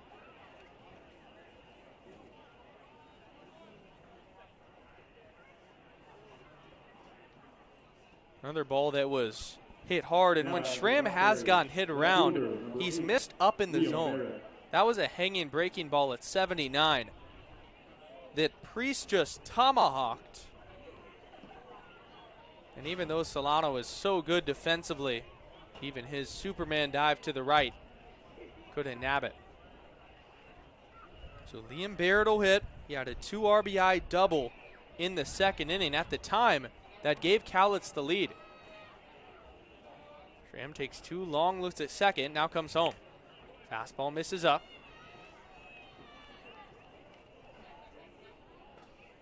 After tonight, 8 more matchups between the Black Bears and the Bend Elks.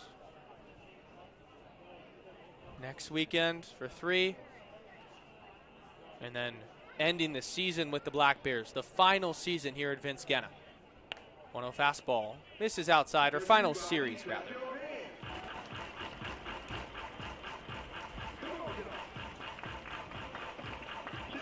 So Schramm's going to have to come in. He's down 2-0 to the powerful hitter from UC Santa Barbara and Barrett, who already has done damage.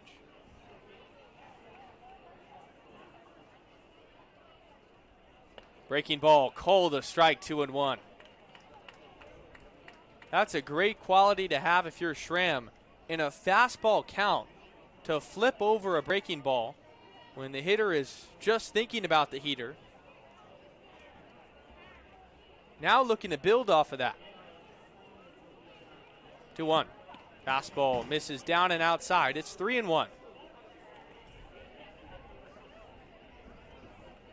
It's another 3-ball count. We don't have the number on the 3-ball counts, but you can just tell by the ebbs and flows of this game. It's been something that Schramm has struggled with. Big pitch, the biggest of the game thus far. The 3-1. In tight, it hit him on the top of the foot. I'm not sure if Lance Kreck saw it as that, though. He did not. And it's called ball 4. I'm convinced that hit the top of his foot.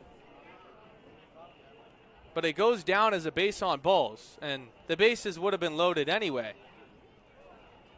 Now batting for the Black Bears, right fielder, number 44. That's the third walk allowed for Schramm.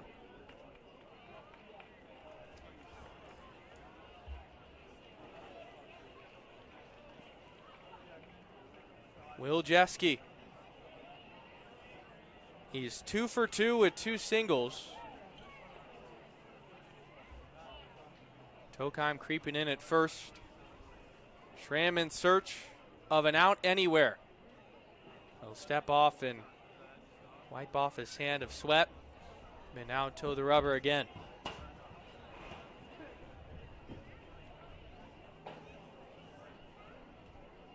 Fastball is called a strike, 0-1. That's how you start it, right on the black. Ground ball would get Schramm out of this inning.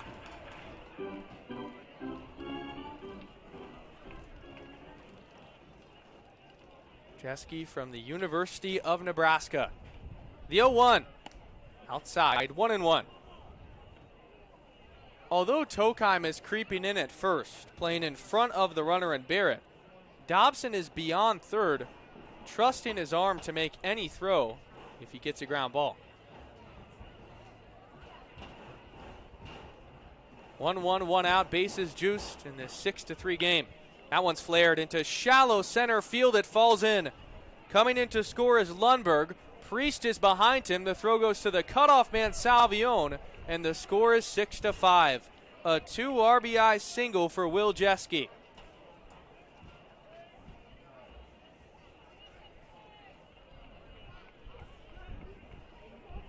Now batting for the Black Bears, RBI number 10 and 11. Indy Anderson. And the bad inning has only gotten worse for Schramm. He started it with a leadoff strikeout to Martin Serrano. And then a single, another single, a walk. 2 RBI knock. Fastball is grounded to the right side and through for a base hit. Runner's going to stop at third. The bases will be loaded. Throw goes into Teddy Tokheim. The 4th hit of the inning. And Cowlitz offensively is really getting to Justin Schramm. Now batting for Cowlitz, designated hitter number 13, Jarrett Sable. Time is now called and Alan Cox is headed out there. We'll wait for a signal to the bullpen. But this is the end of the night for Schrammer. He went 3 1/3, 5 runs allowed. Bases still loaded. Eli Knowlton coming in. Elks pitching, needing to keep this close. We've got an offensive barrage, and we're back after this on Bend Elks U2.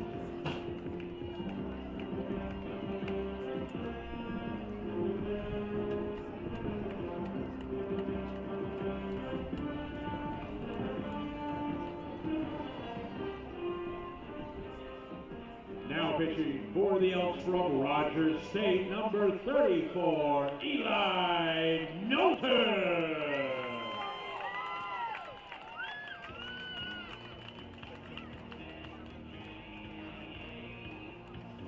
Alrighty, Elks fans, it's time for some pitching change trivia. A reminder, if you think you have the correct answer to our trivia question, come up to the press box window. The first correct answer will win a prize.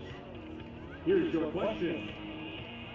What batting average number is named after Carlos Mendoza, more famously known as the Mendoza Mine? Again, what batting average number is named after Carlos Mendoza?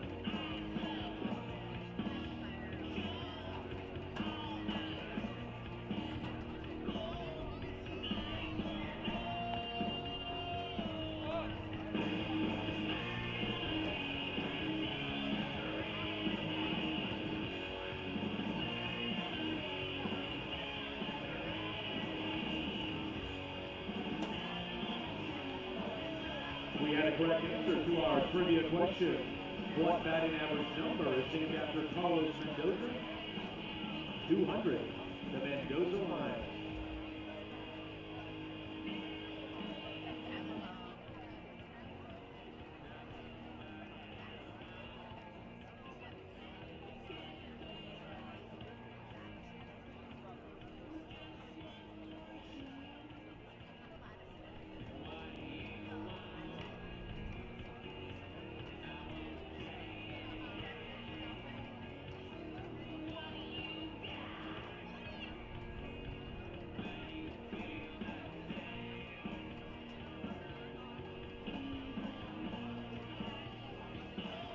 Back here in the top of the 4th inning, and we have some confusion on the field.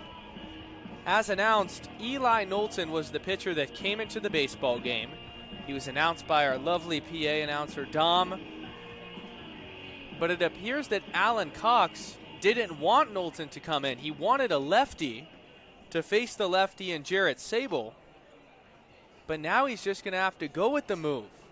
You rarely see that at any level of baseball, because you have the communication via walkie-talkie or bullpen phone, whatever it may be, that I want so-and-so to enter this game. And that lack of communication must have just occurred.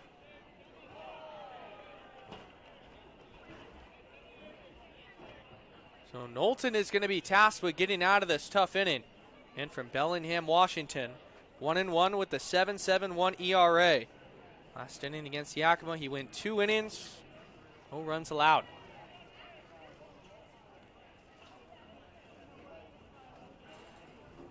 Sable's 0 for 2. First pitch breaking balls, high and outside. Cannot even find Alan Cox in the dugout anymore.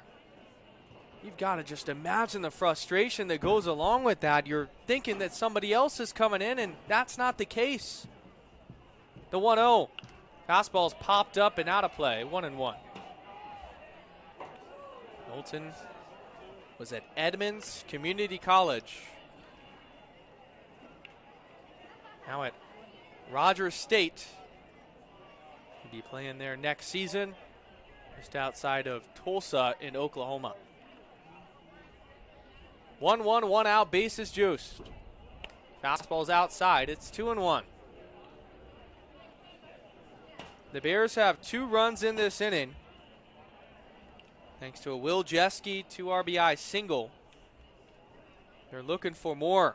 Already 17 hits combined and 11 runs. 2-1 fastball chopped high over the glove of Tokheim. Salviano fielded behind first. He has no play. The bases are loaded. A run comes in to score in Liam Barrett, and it's 6-6.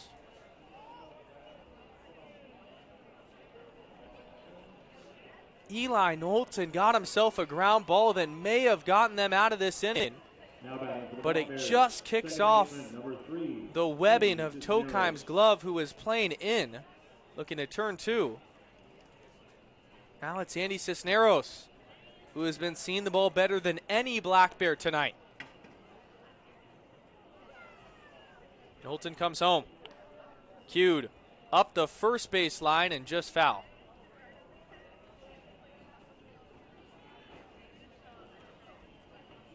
Regardless of Knowlton getting the ground ball, for that move also not to work after the confusion will obviously make Cox and the rest of this coaching staff even more frustrated.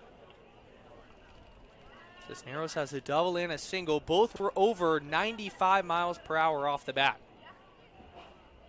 Knowlton's 0-1. High and inside on the curveball.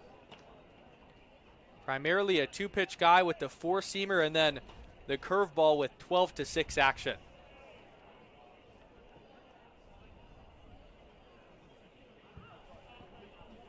Coming set from the first base side. Here it comes. Breaking ball, swung on and missed, 1-2. Well out in front was Cisneros.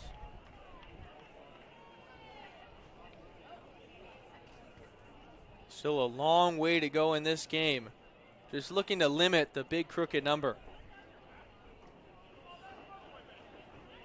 Pitching for the strikeout or another ground ball. Fastball's right back to the pitcher, Knowlton. He fields it. He'll go home with the throw. They got him. A huge job getting the force out. Reaching safely at first is Cisneros, but all that matters is another run doesn't come in to score. That's just as good as a punch out. A rare 1-2 put out, and now it's tonight's K-Man, former Elk, Braden Orem.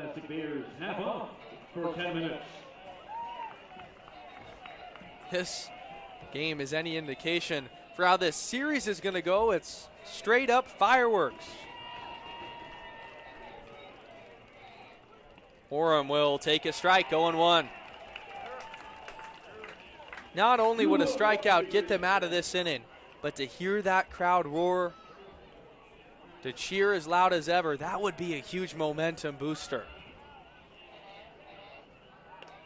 High and in tight on the breaker, 1-1. Braden Orem has walked and grounded out to the third baseman, Matt Dobson.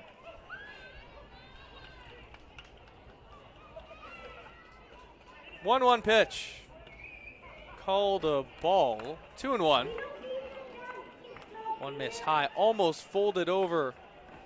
Tip top. But didn't get it. Shadows setting on Knowlton. The sun to his back. Same with Orem. Hitters count the pitch. Fastball misses high. 3-1. And the one thing you can't do is walk in the runner. Nowhere to put Eli Knowlton. He has to come in.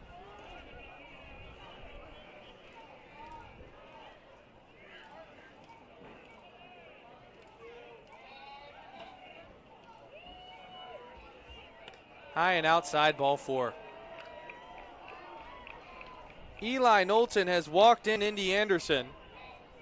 It's an RBI for Braden Orem. And Cowlitz is back on top, 7-6.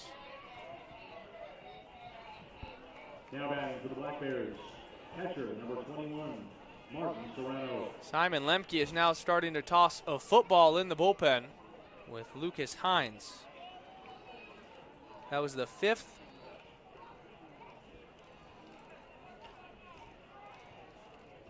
And Eli Knowlton allowing that run, the 13th run total. 9th batter to the plate that inning. Fastball's high and outside. As time is now called, Ryan Vandenbrink, Elks catcher, will go out there and look to calm down Knowlton. The bullpen for the Elks has been their biggest weakness in every game this season. It feels like no lead is safe. And they're in another spot where they have to rely on the pen in only the 4th inning. Somebody's going to have to step up.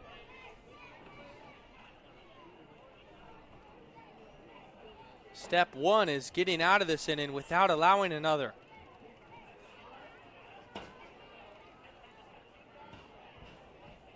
Knowlton nods, gets the sign from Vandenbrink. Here's the 1-0. Fastball is called the strike, 1-1. That'll settle in Knowlton at 89 on the black. Martin Serrano started off this inning with a strikeout. To think that after the leadoff man was punched out, we'd be here. 1-1 breaking balls away. It's 2-1.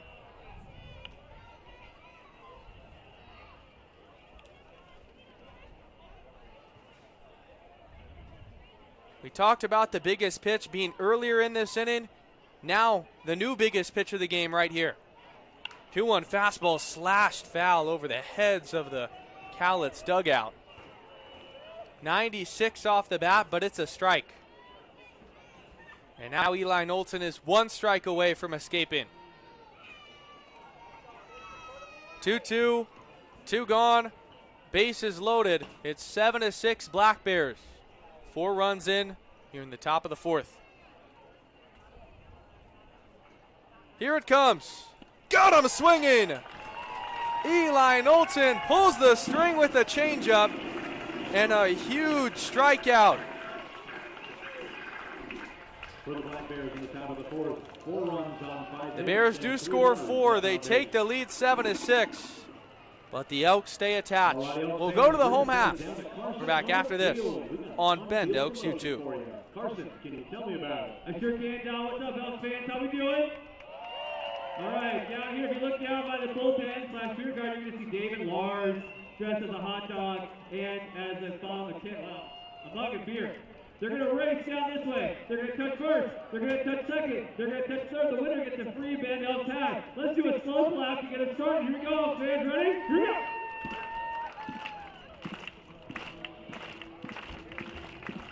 Ready, go! Oh, there's a committee lead.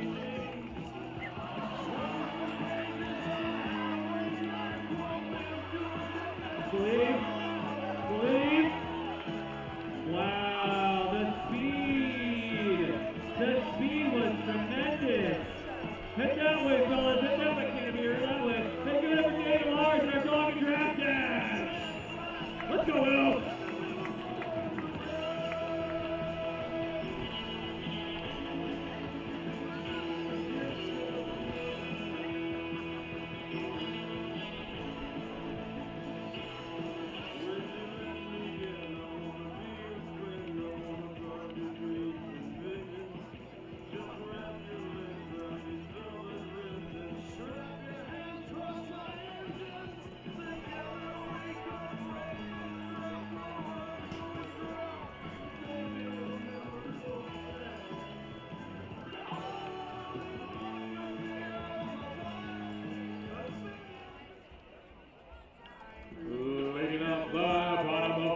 For the Elks, left fielder number 13, James Miller.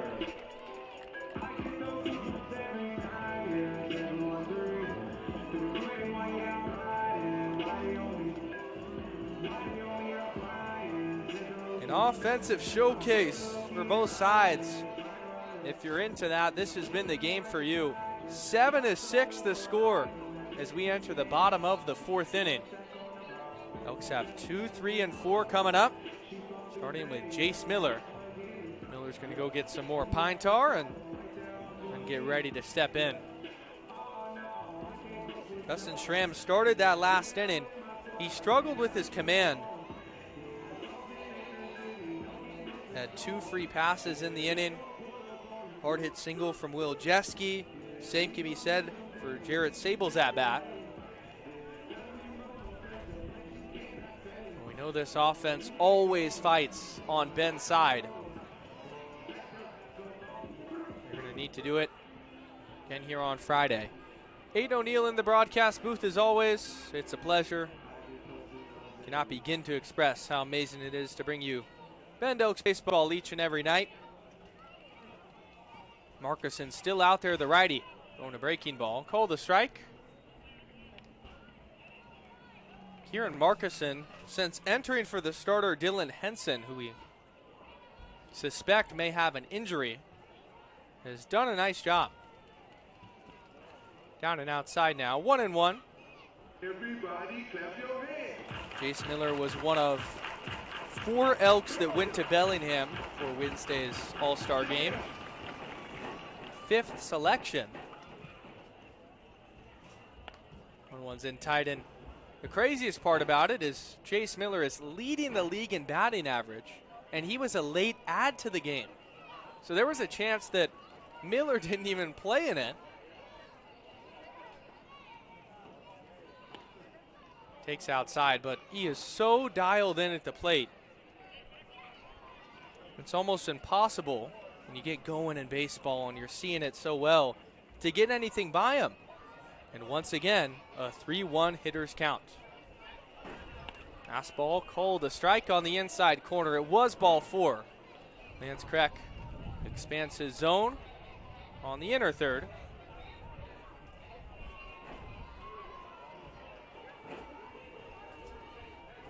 Dobby on deck, and then Teddy Tokheim. Choking up on the bat is Miller. 3-2. Fastball is grounded foul. He'll stay alive. That's why you choke up anything close. Just continue to chug along.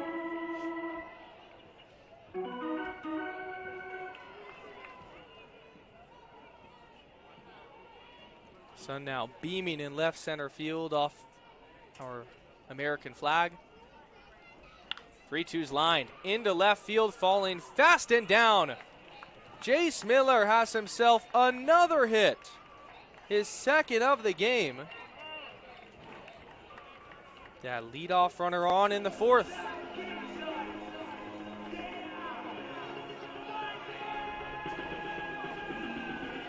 Now batting, Corbin, third baseman, number 22. Now it's Matt Dobson. Dobby's been doing it on both sides of the ball. Average entering the game well over 300. Had a hit in the first and then reached on an error. One's up and in tight. Dobson grew up in Mission Viejo, California. Played some junior college baseball. And then transferred to Cal State Bakersfield, where he now resides. 1-0 misses down. Good take.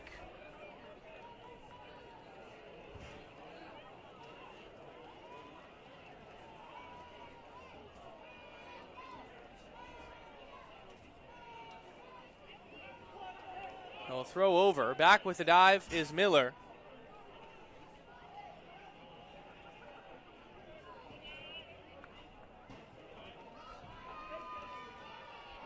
Offensive effort for the Elks here at Gena has continued. One misses low. Good stop by Serrano. It's 3-0.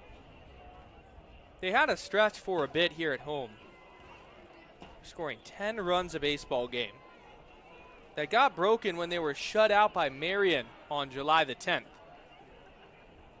But prior to that, if you played Bend here, it was going to be that offensive attack, as Dobson's going to swing on 3-0 and crush one. Deep to right field. Looking up is the runner, and Jeske hits off the base of the wall. Moving to third is Jace Miller, and that looked like it went out.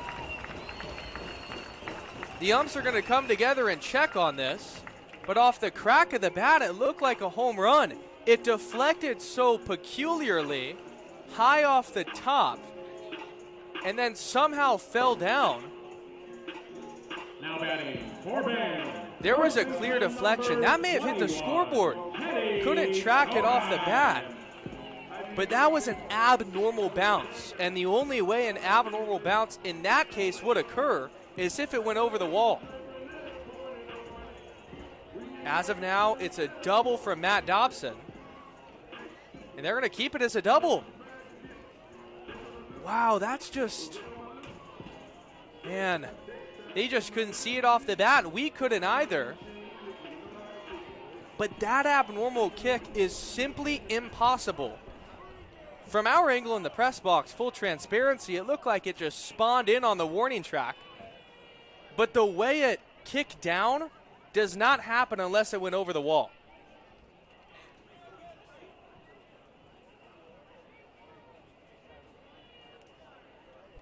Now they're going to come together and take out Markuson. So after that double, that will be the end of the inning. Or the end of his frame, rather, in Markuson. Correction there. End of his inning in terms, but it's still open. Inheriting both runners on first and second.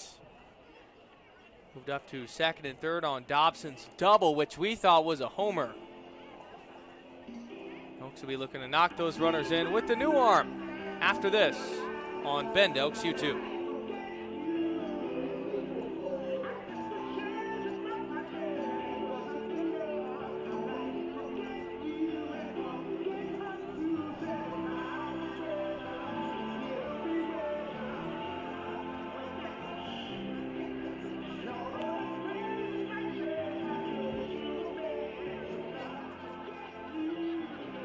Pitching for the Black Bears, number 47, Chris Moreno.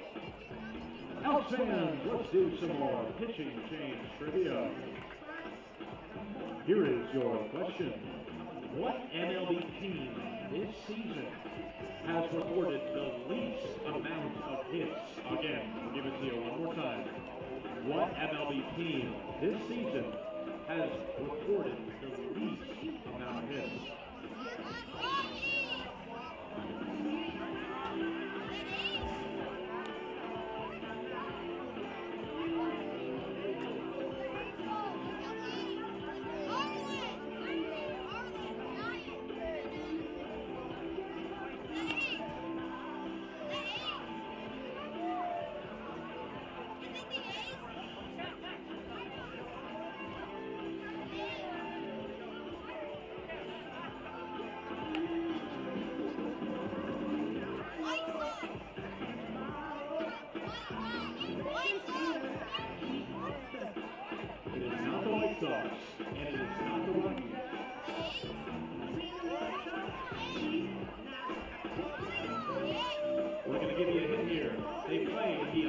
League Central Division.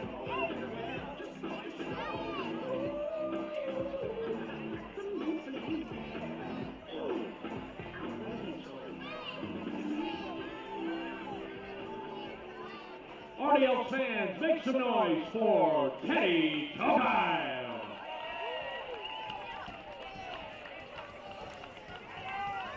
Teddy Tokheim will be our batter to open up against this new pitcher, Chris Moreno.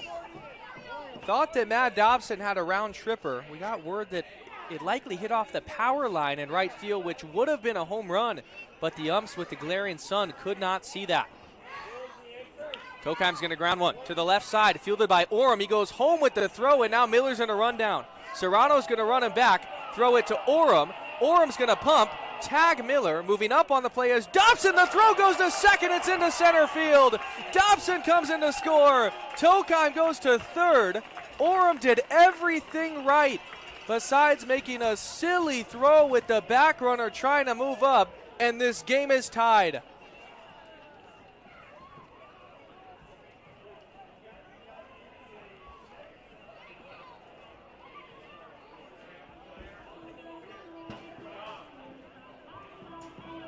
That's a 5-2. 5 put out, I believe, and then the throw was high into center field, so an E5. The third error for the Bears. And a run scored. A lot going on there. Now Ryan Vandenbrink will take a fastball for a strike. That was such a weird one, and Braden Orem did literally everything right. Looking back, Miller, if he just didn't make that throw, he'd still have the lead. Fastball misses low. You could tell he was kicking himself too. Still is.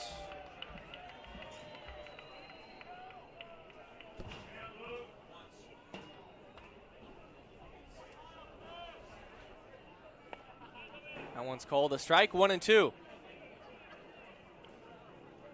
Now Vandy will have to protect. On deck is Brody Batove, Vinny Salvione in the hole. We're all tied up, 7-7, 20 hits combined. Vandy takes high, goes to the backstop. Coming in is Teddy Tokheim. They'll flip home in time. And it was in time. Serrano to the covering pitcher in Moreno. And that's an out you cannot make with one out in the inning. If you go, you better be safe, and Tokheim pays the price. Especially with how Ryan Vandenbrink's been swinging the bat. And it's 2 for 2 with 3 RBI. Down and outside, full count. So in an inning where Matt Dobson could have had a home run, the Elks in a lot of cases should be on top. It's still tied after it was called a double, and Teddy Tokheim was thrown out at home. Full count pitch, misses outside, ball 4. An on-base machine is Ryan Vandenbrink right now. Listen to this number. Ryan Vandenbrink, if we're counting the non-league games. I got to count myself here as well. Has reached base in 12 straight at-bats. Has gotten on. That's got to be, we got to go into the record books and look at that. Flat out ridiculous. Fastball's high and outside. To have an on-base streak of 12 straight games is one thing, but 12 straight at-bats? Getting on? The definition of value. 1-0 breaking balls. Called a strike. It's 1-1. Moreno, 6'4", 200-pound righty from Newhall, California, attends Pacific Lutheran University. Throw over, back with the dive is Vandy. Still so much of this game, the story of it is unwritten. Because for whatever reason, on Friday, July 18th, there's fireworks at Gena. Change up, check swing, Batove, and Appeal down to Bryce Reeves, the base umpire. He says he did not go. Brody Batove, a strikeout and then a single his last time through. Salvione on deck, Jack Lafitte in the hole. 2-1 fastballs called. The strike, it's 2-2. Brody Batove in his first at-bat was robbed by 2 pitches out of the zone that were called strikes. That one, too, was out of the zone and called a strike. 2-2 misses low. Another great block from Serrano. He's putting in work back there, and it's not going to get noticed on the box score. So full count, 2 outs, an action pitch. Vandenbrink will be on the move as soon as Moreno lifts his left leg. The payoff pitch. Fastball's fouled away, just above the fans over towards the left side. Batove stays alive.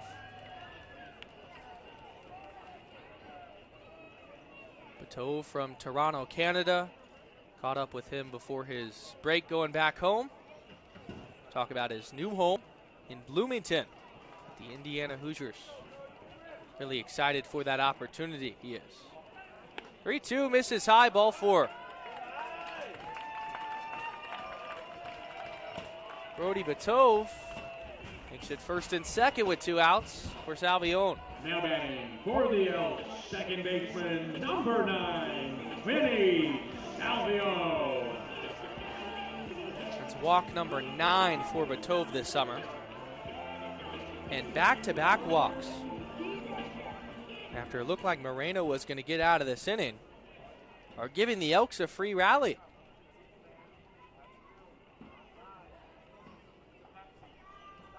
Salvione's going to take a breaking ball for a strike. Vinny in 2 at-bats has a pair of groundouts, both to the second baseman Cisneros.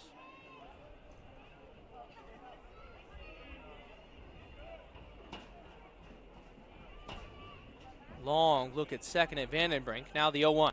Fastball's chopped foul just behind home plate. Moreno's ahead, 0-2. Last time that Moreno threw was on July 14th against Ridgefield. He went an inning and allowed 1 run on 2 hits. 0-2, 2 outs, runners on first and second. We're tied at 7 here in the bottom of the 4th. Fastballs, chopped foul. Good fight from Salvione.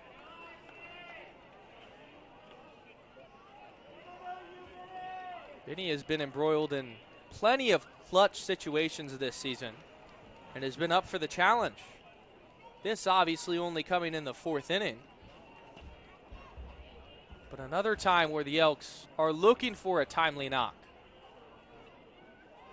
0-2 fastball, sprayed foul, taking the legs out of it, just protected. That's something that has almost been lost in today's game. Staying alive by the Bee Gees, ringing throughout Vince Guenna. Salvione looking for a mistake. Now hunting.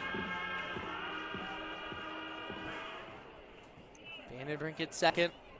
Batove at first.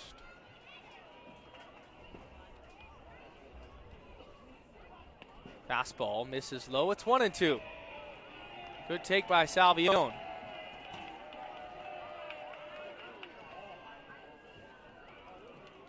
Dugout for the Cowlitz Black Bears wanted that one, but it was indeed down.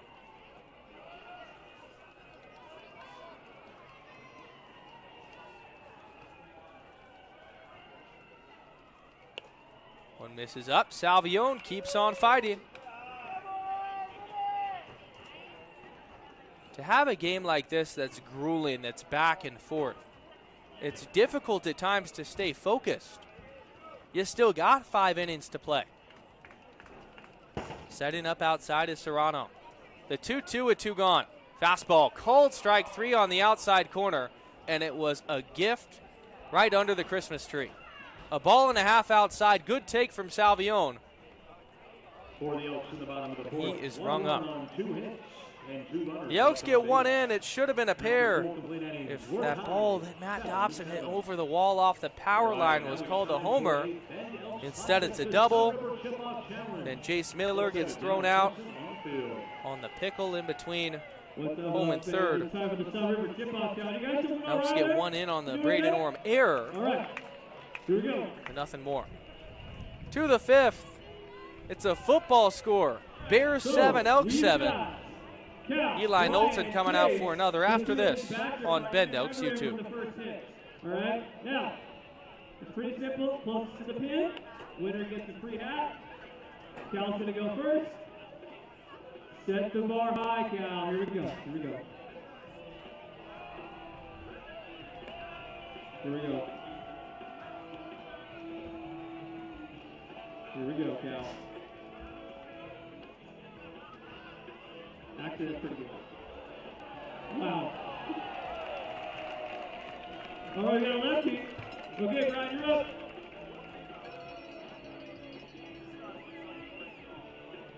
Here we go, Brian. Let's see what you got. Went for a little speed. No dice. All right, Chase. Chase is doing his basketball. He's getting married in October. So let's see what you got. This is what's in front of your friends right here. Oh, geez, that's messed up. All right, looks like Cowlitz now. So win the third. Come on, Cowlitz. Nice job, fellas.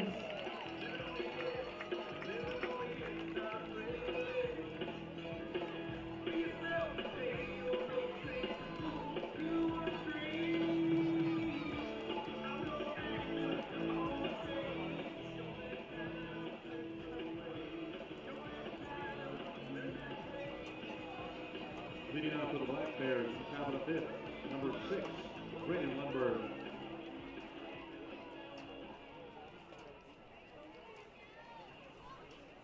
Top of the fifth inning. Braden Lundberg will start us off against Eli Knowlton. 9-1-2 coming up for the Black Bears. He'll square to bunt, pull it back, and take a strike. Knowlton gave up a run on a softly hit baseball just over the head of Teddy Tokheim in relief. After the confusion when Alan Cox wanted the lefty to come in, and then he got a huge strikeout. The bases loaded to Martin Serrano, the second time he punched out in the inning as they bat 10 around. And he kept it to just one additional run in. Lundberg's 1 for 2. 1-1 breaking balls, down and outside. Some perks with Knowlton, he can give you a couple of innings when he's right. And with the bullpen looking to stay fresh for all 3 games of this series, they're going to need it. Now 3-1 after that misses down and out. Top of the order on deck with Matt Priest and then Liam Barrett. In field, shaded to the pull side and the opposite field side with the middle wide open. 3-1's called the strike right on the black. It's 3-2. Knowlton just 86 right on a corner. It's the sign from Vandy. Here's the payoff. Breaking ball cued to Salvione with funky spin at second. He'll throw to first. 1 out.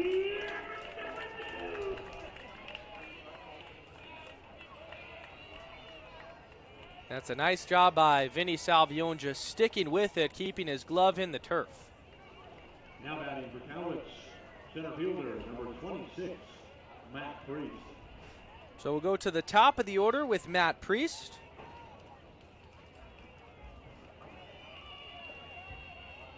Priest is 1 for 3. Already his 4th at-bat in the 5th inning. Fastball called to strike. Knowlton painting that outer third. That one was up to 88. Big clouds in the distance on a terrific Friday night. Another fastball. That one's down and outside. It's 1-1.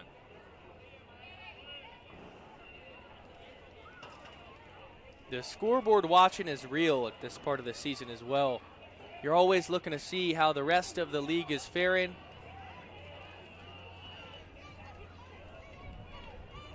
2-1 breaking ball misses low. At the moment, there's some great games going on in the WCL. Walla Walla's on top of Marion 7-6. That's in the bottom of the 7th. Yakima's beating Portland 7-4 in the top of the 5th. Springfield on top of Corvallis 6-4 in the top of the 5th. Now 2-2 in the count to the leadoff man. That's the wrap from the teams playing in the South. And then this one here, 7-7. So if you're into West Coast League South baseball tonight, you can jump around to any game and be in for a treat. 2-2, 1 gone, nobody on. Here's the pitch. Fastball's popped up over towards the right side in foul territory. Tokheim gives it a look. It goes foul right on top of the Elks clubhouse.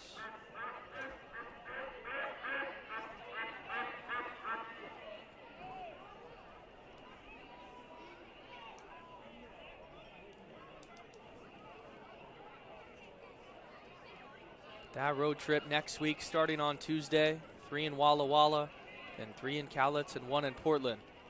It's going to be grueling.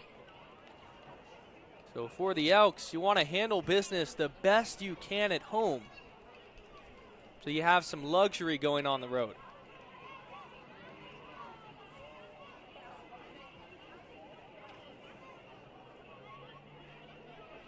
Here's the 3-2. Breaking ball inside, ball 4. About a ball in. Pat Priest reaches.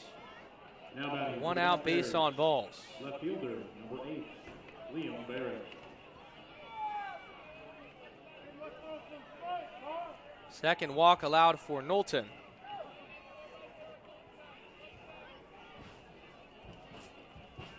Liam Barrett, a dangerous hitter from the left side.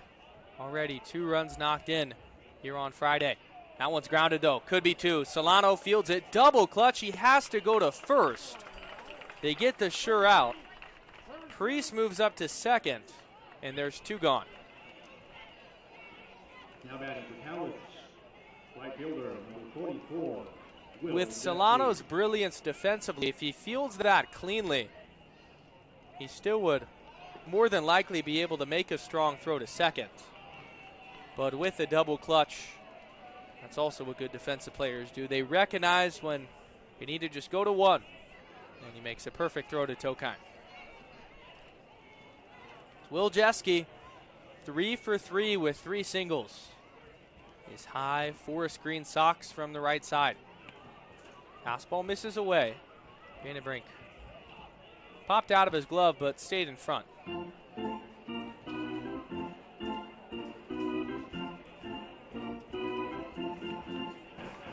That last single for him that came in the 4th was a 2 RBI knock. Knowlton's 1-0. Down and outside.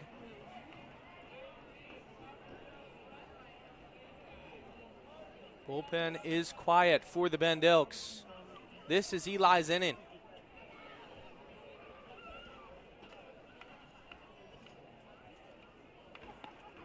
Fastball's called a strike, 2-1.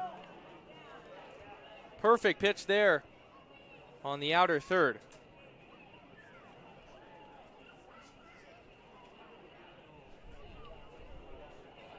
Jeske from the University of Nebraska, those red-colored batting gloves. 2-1. Misses low, good block from Vandenbrink.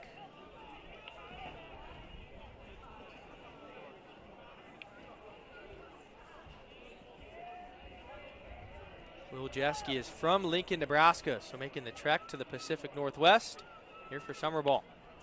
Misses outside at 79. Another walk. That's the 3rd for Eli Knowlton. And there's 1st and 2nd now with 2 outs. Now batting for the Black Bears, first baseman, number 19, Indy Anderson. So it's Indy Anderson. Reached base all 3 times. A single, a walk, and a single. Just his 2nd game with Cowlitz. Fastball's fouled back. It's 0-1. From Coppin State. He just stepped foot in a Cowlitz uniform his last game, immediately making an impact with 2 hits and 3 ABs. Salvione at second is shifted to the pull side. Wilson will come home. Fastball swung on and missed, 0-2. One more of those would get the Elks out of this frame.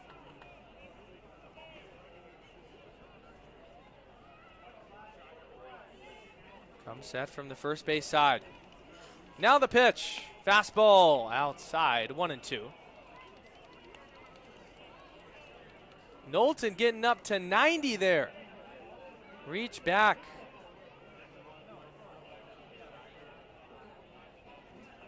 Got to be careful with Indy.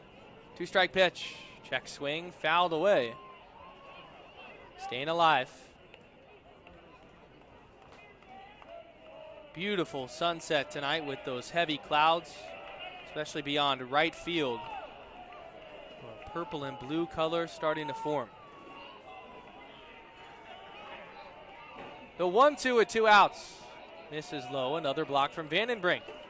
Just feels like this inning continues to drag along, becoming much more difficult.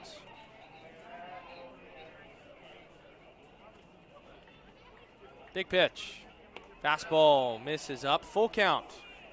And that was just up by less than a ball. We've seen that pitch called a strike tonight. So it's now an action pitch. 3-2, 2 outs, runners on first and second here in the top of the 5th. Knowlton delivers. Changeup, broken back, completely sawed off.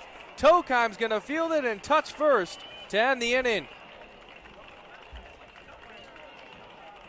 The entire bat splinters in half. No runs on, no hits. But the big picture, Eli Knowlton does not allow a run and pitches through a pair of walks. We'll go to the bottom of the 5th, still tied at 7-all. We're back after this on Bend Elks YouTube.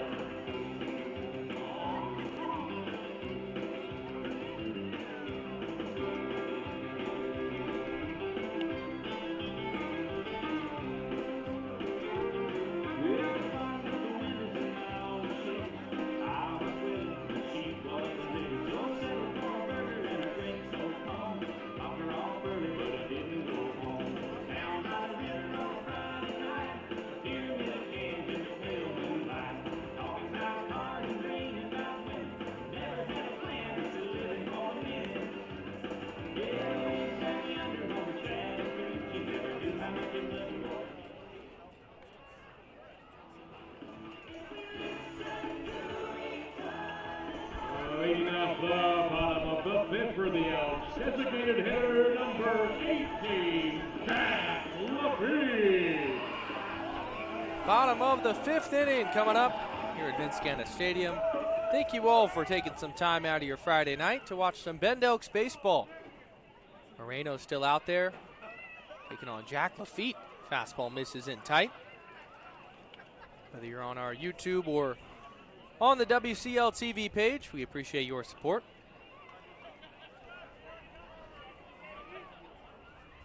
One-oh heaters. Call the strike. It's 1-1. Lafitte from Southern California.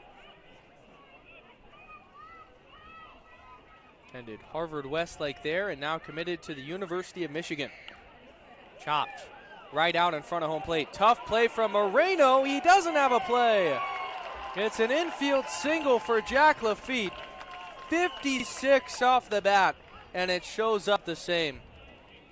Has reached base in all 3 plate appearances. Has had a funky night at the dish. Was hit by a pitch, then reached on an error, and then had a single at 56.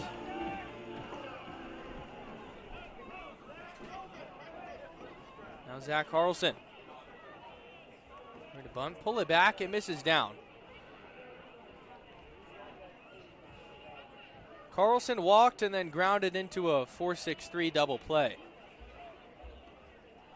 Lafitte's got speed at first. Carlson been swinging some good wood. 1-0 breaking ball, called a strike on the outside corner. That was well off the plate.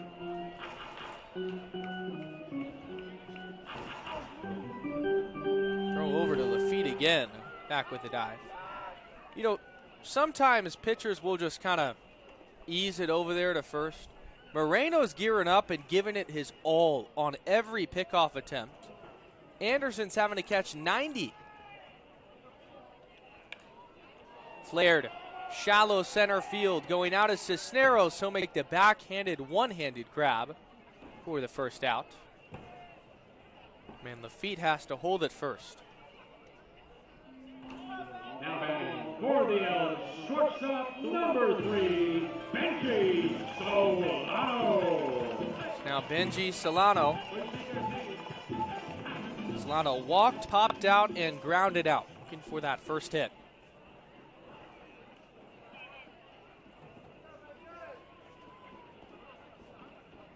Breaking balls, called a strike, 0-1.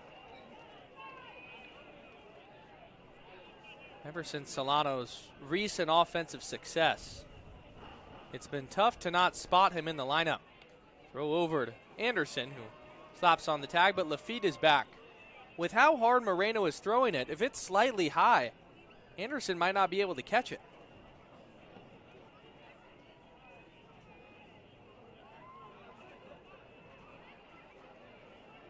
Long pause this time. Throw over again. That one high again. But Lafitte's back. So Moreno taking control of this game on the bump. In a lot of ways it works when you slow down the mind of the batter. But Lafitte may go now, thinking he won't pick off 3 times. He doesn't. Fastball, check, swing, foul. Solano wanted to take that, but his natural momentum moving forward saw the barrel go halfway and somehow find a barrel. It's Jace Miller on deck and then Matt Dobson, the part of the order that the Elks want up to take the lead. High and outside on the fastball. It's 1-2. Much longer game so far tonight with all the offense on both sides. We're just past 9 o'clock local time. And it's only the bottom of the 5th. That's over 2.5 hours of play. Throw over, Lafitte's back. And this is not speeding it up at all.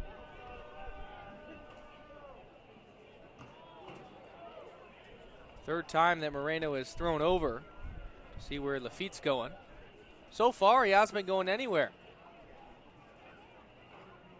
1-2 home, misses up. Good take from Benji. Solano from Cal State San Bernardino. Always smiling, it seems. That's why he's really stood out as a fan favorite. These kids have been fond of not only his play, but his personality. Swings and misses at a fastball high and outside at 90. There's 2 outs.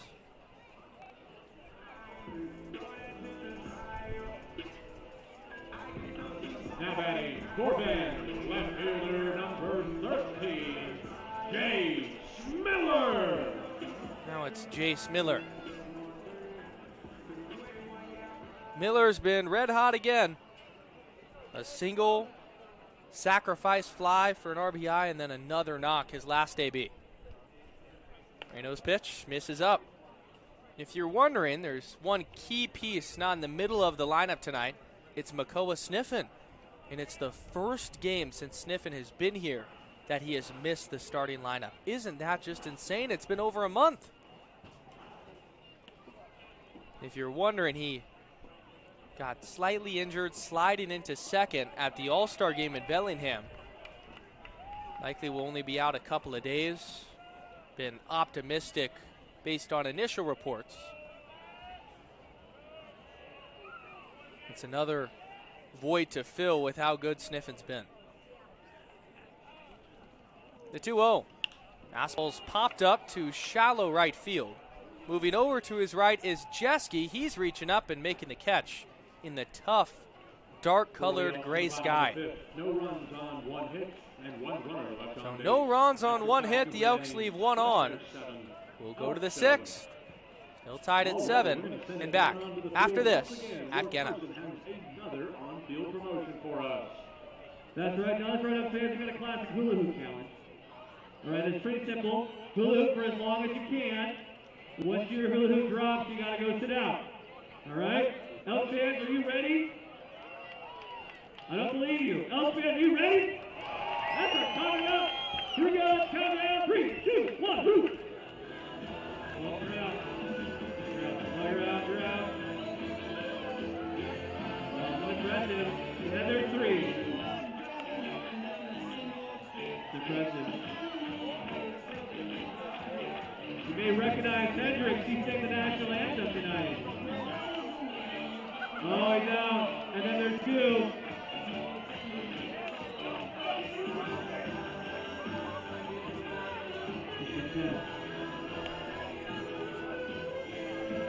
Who's that going to be? All right, Elks fans, let's count down from 15, 15, 14, 13, 12, 11, 10, 9, 8, 7, 6, 5, 4, 3, 2, 1. You both win. Nice work. Good job, guys. Get out that way. Good job. Give a round of applause, everybody, for holding this.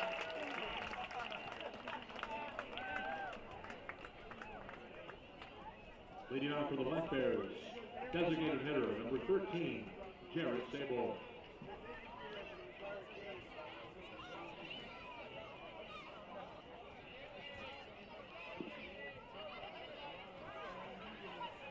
Eli Knowlton will get himself another inning of work. We're back here at Vince Scana Stadium. 6, 7, or 5, 6, and 7 rather. Coming up as that breaking ball is called a strike. 0-1.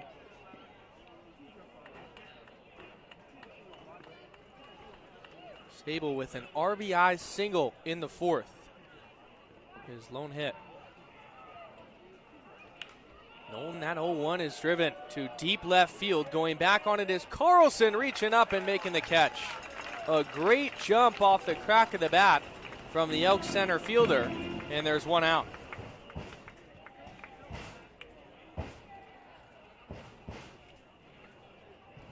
Now batting for Cowlitz, second baseman number 3, Andy Cisneros.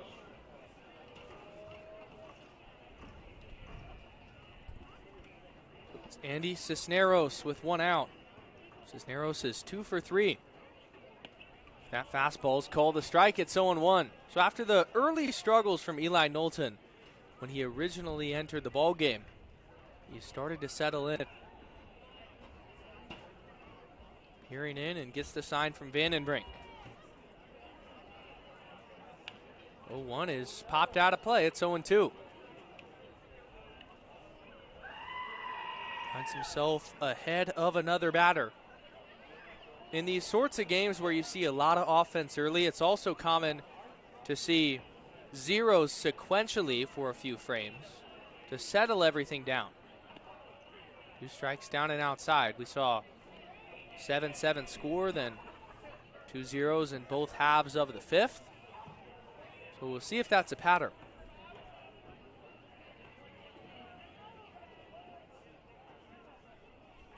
Breaking ball's grounded softly to the left side. Dobson fields it on the run. The throw to first, 2 outs. Matt Dobson, so good defensively. That left side of the infield with Dobson and Solano doesn't get much better than that.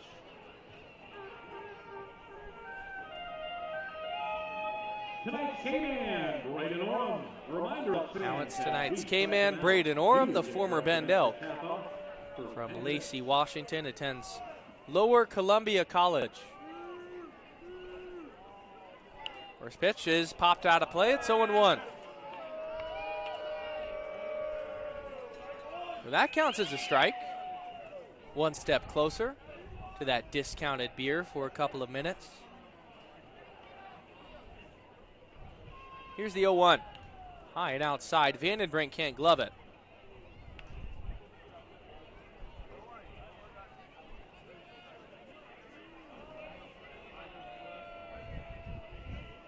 Looks like Alex Villa starting to stretch in the Elks bullpen, but no one fully active.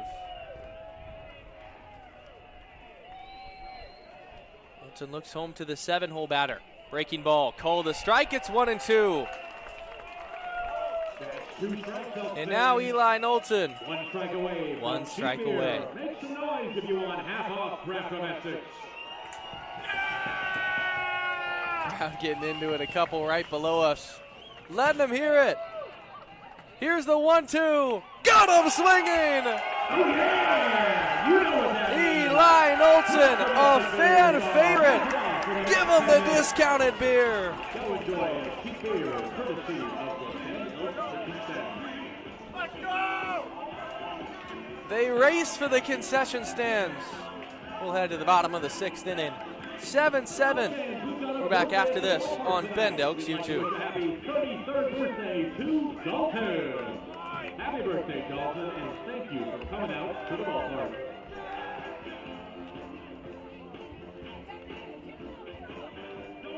All right, Elks fans, it's time for the T-shirt toss. Carson's got some T-shirts. And he's going to throw them on out to you, but he's only going to throw them to the loudest fans. So if you want a T-shirt, get on your feet and make some noise.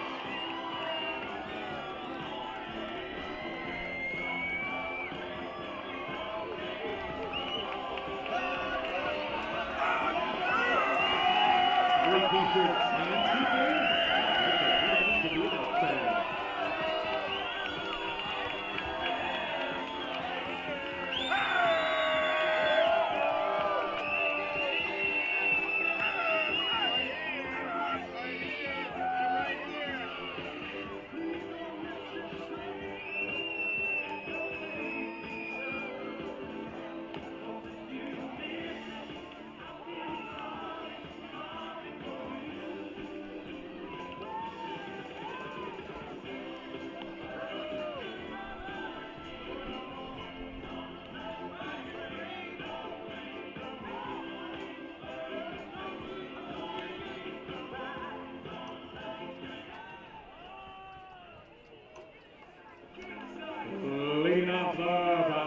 Six for the Elks, third baseman number 22, Matt Johnson.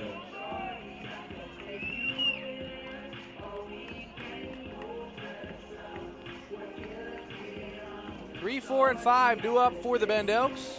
Bottom of the 6th inning. Still tied 7-7 and still going on the mound is the pitcher, the righty Chris Moreno. First pitch to Dobson is swung on and missed, 0-1.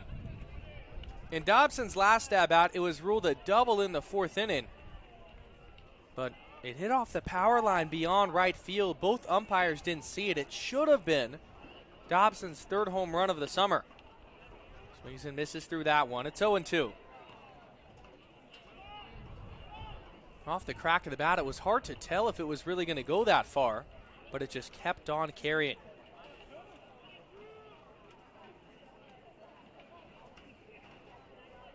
That one misses low and gets away from Serrano. That's been tough to do with how good he's been defensively. Dobson, Tokheim, Vandenbrink. The heart of this order. It's already been responsible for a lot of offense. Fastball's down and away. It's 2-2.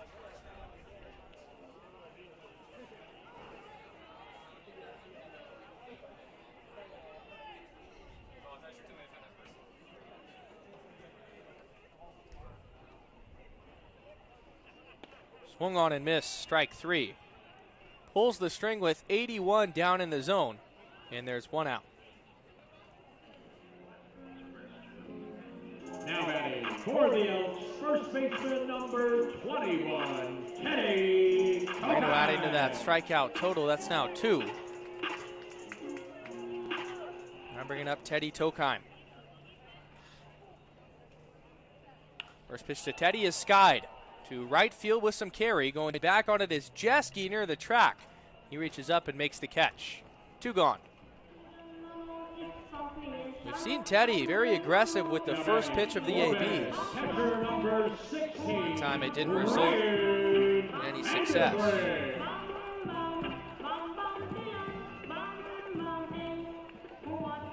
So it's Ryan Vandenbrink. Mention his streak. 12 straight plate appearances where he's reached base. Had a double with 2 RBI in the first, RBI single in the second, and then a walk his last time through. Fouled that one away. Was the #1 catcher in the state of Oregon out of high school. Graduated there in 2023, and then spent this last year at the Oregon State Beavers. Takes a strike. 0-2, or graduated in 2024 rather. Was a backup at Oregon State his freshman year, and then likely see that starting role as time goes on. 0-2 fastball popped up. 97 off the bat though. Trying to find it is Priest in center, and he'll make the catch for the 3rd out. So Vandenbrink found another barrel. For the Elks in the bottom of the 6th. Each time he connects, it's hit hard off the bat. Eli Knowlton is just going to keep on rolling. To the 7th, in a nail biter. All 7s. We're back after this.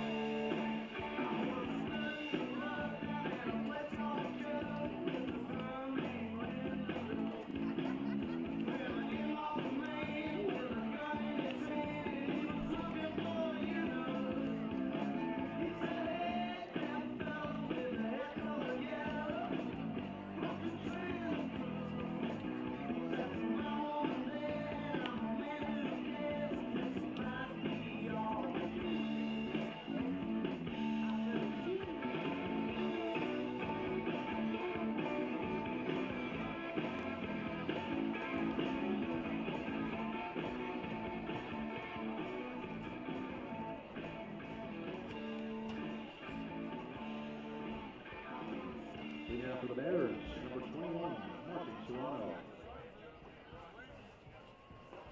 It's Martin Serrano, 8-9-1. Due up for the Cowlitz Black Bears. Thank you all for joining us. Aiden O'Neill here inside the broadcast booth. That fastball is called a strike on the outer third. It's 0-1.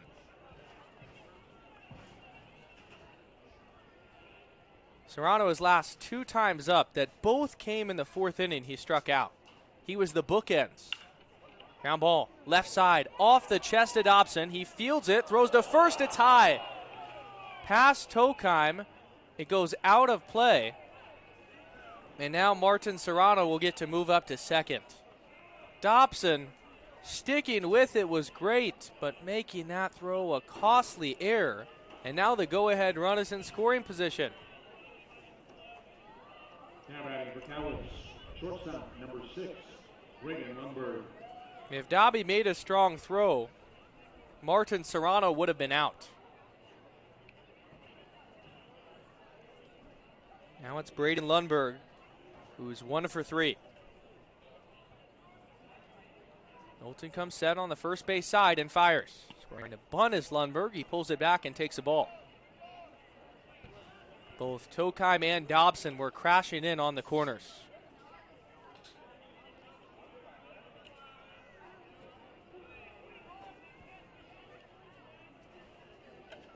Giving himself up, squares again and gets it down.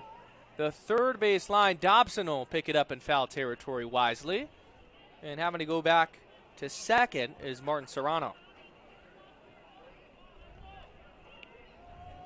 Braden Lundberg earlier had trouble laying down a bunt.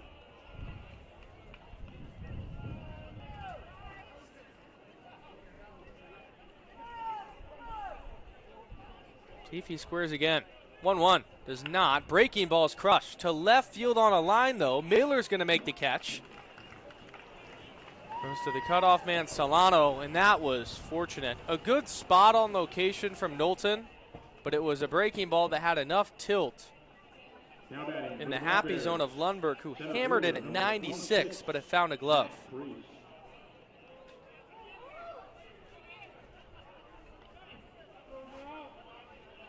So there's one gone, and it's Matt Priest, the leadoff batter. Wind now howling from left to right. Knowlton comes home, high and outside.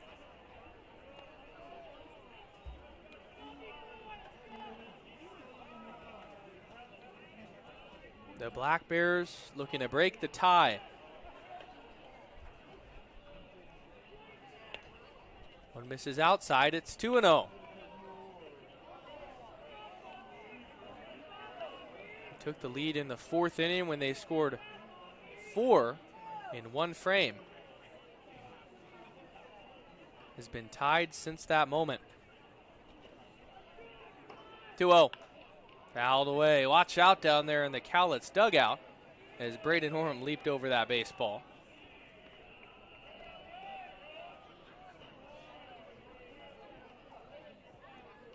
Not to mention it so far, but a standoff still going on between the Bend Elks and the Cowlitz Black Bears.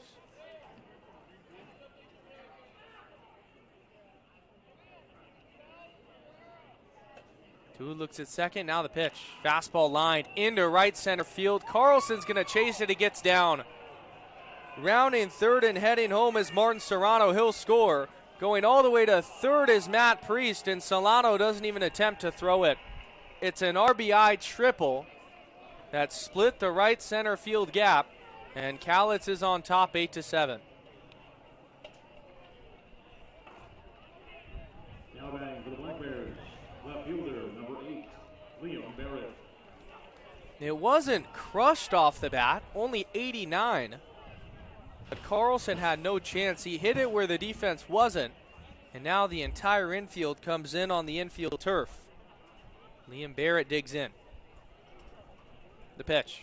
Breaking ball outside. It gets away from Vandenbrink. Coming in is the runner in Priest. He'll score with no flip. And it's 9-7.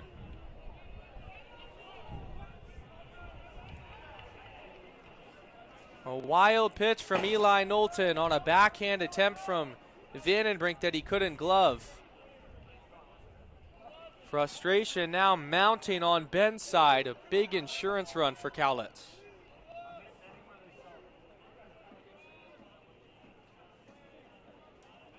Barrett doubled and then walked. That one's in there for a strike. It's 1-1. Working from the left-handed batter's box. Bullpen getting hot. Down and in tight. 2-1. Knowlton was cruising. But errors always come back to haunt you, and the high throw from Matt Dobson put Eli in a tough spot.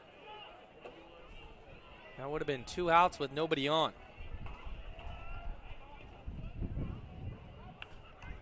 Cued foul over towards the on-deck circle for Cowlitz. 2-2.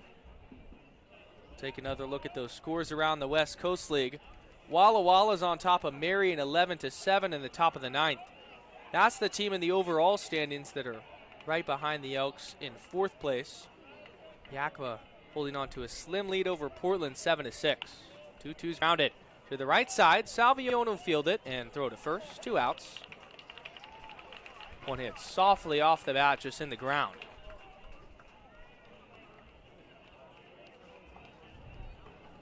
Now brings up Will Jeske. Now batting for Cowlitz, right fielder, number 44, Will Jeske.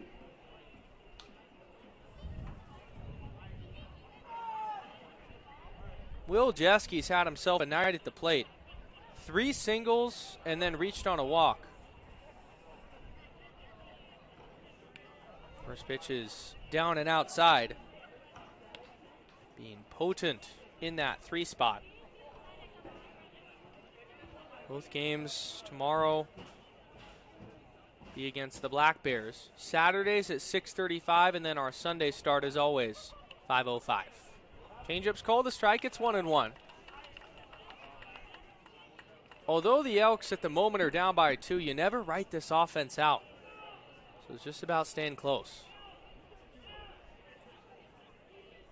1-1 is lined to Solano and past the glove into left field. 102 off the bat. The 4th hit of the night for Will Jeske. And it's been 4 singles as well. Now batting for the Black Bears. That one was his hardest hit by far, over 100 miles per hour. So now it's Indy Anderson. Single walk and another single last time he grounded out. Fastball's high and outside. That was the 14th hit for the Cowlitz Black Bears. Your offense is that dominant. On the opposing side, it's really difficult to combat. Nolta comes home on the 1-0. Fastball's called a strike, 1-1.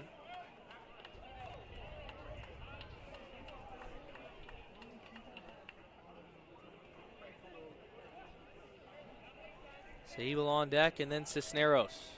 1-1, 2 outs, runner on first. 9-7 Cowlitz here in the top of the 7th.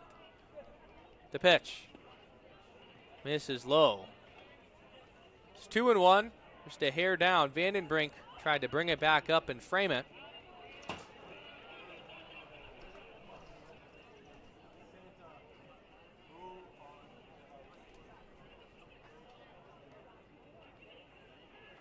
Knowlton now fires the 2-1. Fastball just outside. 3-1. Now some words from the Bend Elk faithful. Let Lance Kreck hear it a bit. Lance Kreck was the umpire that ejected both Alan Cox and Tyler Graham about a month ago in Ridgefield, causing a big fiasco. Fastball just down. Kreck popped up like he was going to call it a strike and then just didn't make the signal. So it's a walk for Indy Anderson, the 4th time that he has reached. And Jeff Brown, along with manager Alan Cox, are perplexed just outside the dugout. Number 13, Jared Sable. Alan Cox will now walk out and signal to the bullpen. The night for Eli Knowlton is done. It started a tad bit rocky. Then he bounced back. But then this inning, after the error from Matt Dobson, an RBI triple from Matt Priest gave them the lead. They add on the wild pitch. Cox will turn to Caden Alberghini. 2 outs in this frame. We're back after this on Bend Elks YouTube.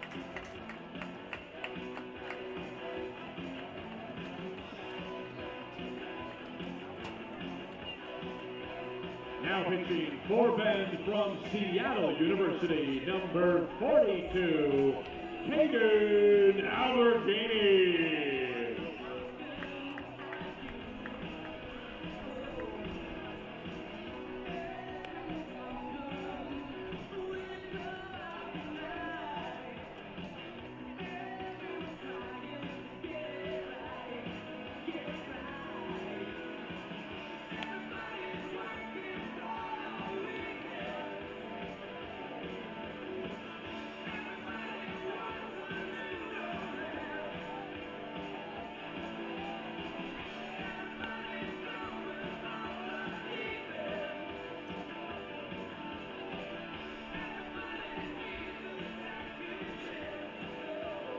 Elks fans, let's do a little more pitching change trivia.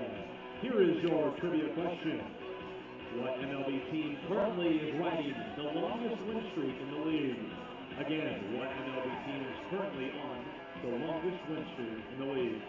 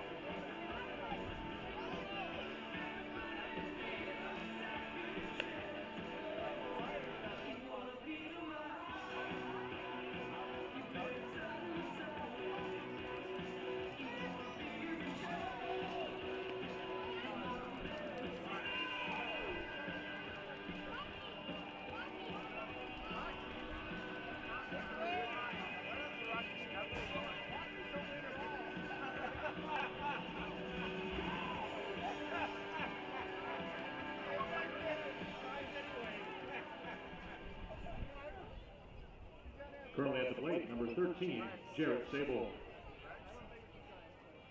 There's no rights?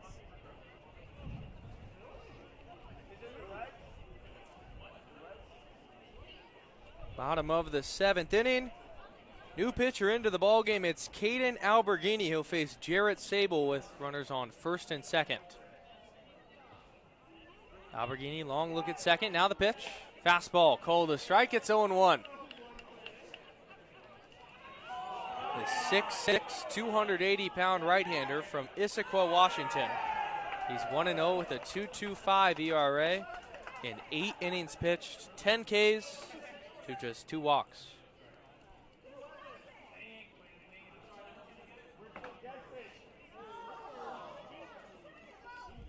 Two looks at second, the 0-1. Check swing. Did he go? The appeal, no appeal. Lance Craig says he did. 0-2. The last outing for Caden Alberghini was a rough one. He gave up 4 runs, but none of them were earned. That was on July the 13th against Yakima. Wind ripping off his gold jersey, the number 42. 0-2, misses low.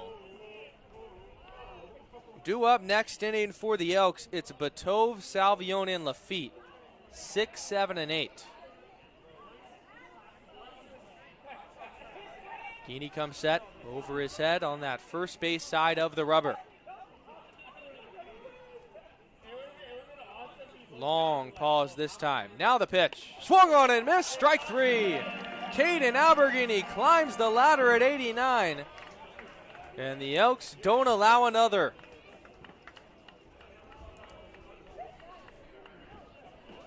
Two runners left on base. It's stretch time here at Geta. Elks trail by 2, 9-7. And we're back after this. Alrighty, Elks fans, it's the middle of the 7th inning. It's time to sing "Take Me Out to the Ball Game." And our man Carson is going to lead us in it. What's up, Elks fans? It's been a long game. We got to stretch out a little bit. So as you guys sing with me, we're going to sing "Take Me Out to the Ball Game."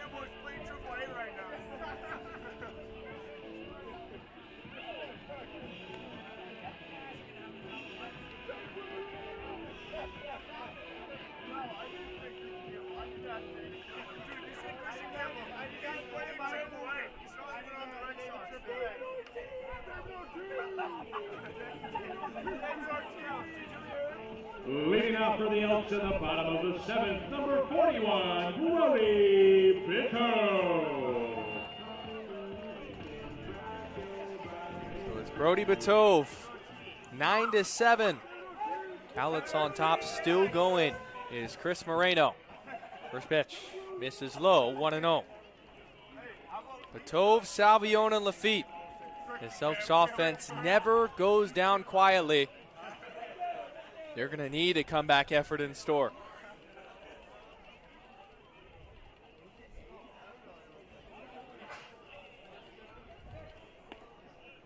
Bitove takes low. It's called a strike.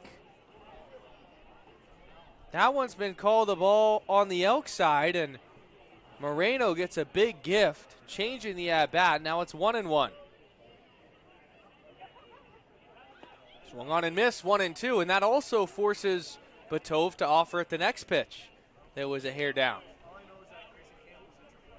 Bitove has a single and reached on a walk. And from Toronto, Canada.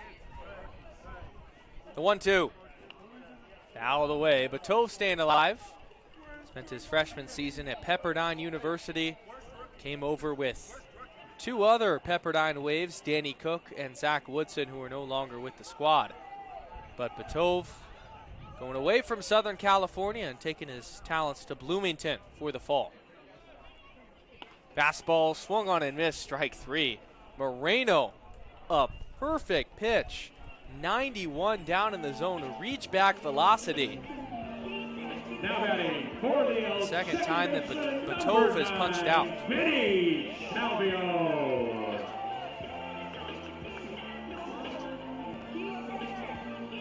So it's now Vinny Salvione. He's 0 for 3, pair of groundouts and a punch out. First pitch misses up. Positive for the Elks is with this only being the 7th inning, they're going to get their heart of the order at least one more time. It's just about the bullpen keeping them within striking distance. 1-0 fastball, fouled away and through the glove of the catcher, Serrano.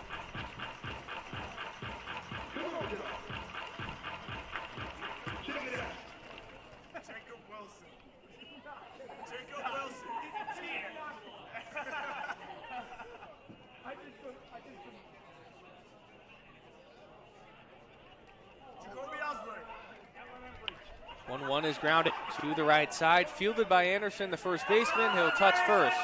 There's 2 outs.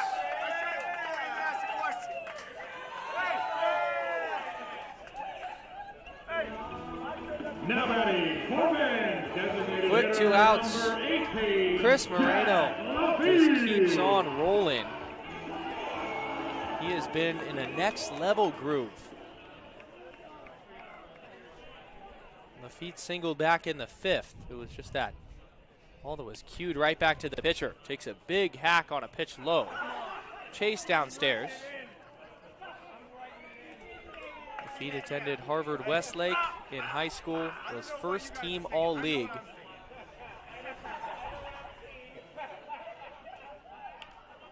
Rounds that foul on a check swing, quickly 0-2. So the Elks' offensive effort this inning is quickly getting dismissed by the crafty right-hander in Moreno, who has been a savior in relief for Cowlitz. They were looking for a guy to get consistent outs and length, and Moreno has been that answer. Now time is called as him and Serrano will come together and chat about the signs. More on Harvard Westlake, though. I've mentioned in previous broadcasts, the amount of MLB talent they produce is quite crazy.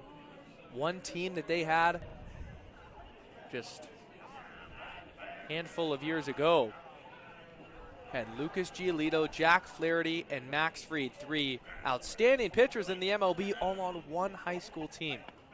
0-2 fastball, called strike 3 on the inside corner, and that will end the inning. Moreno is flame throwing. He's dotting up.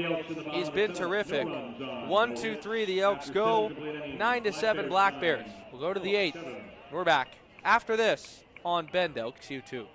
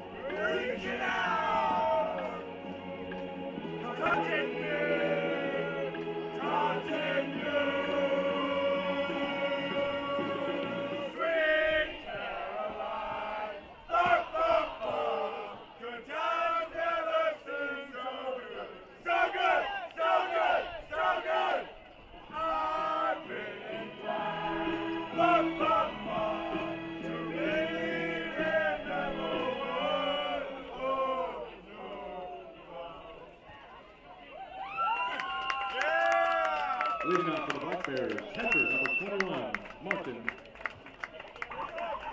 Correction, Andy Cisnero, number 3.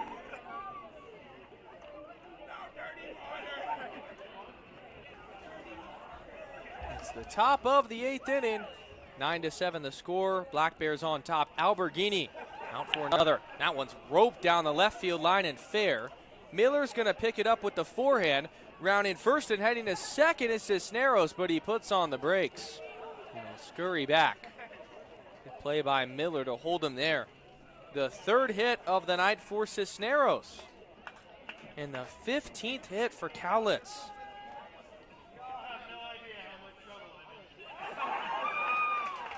Now batting, number 2, Braden Oram. Now it's Braden Oram. Guinea immediately in the stretch.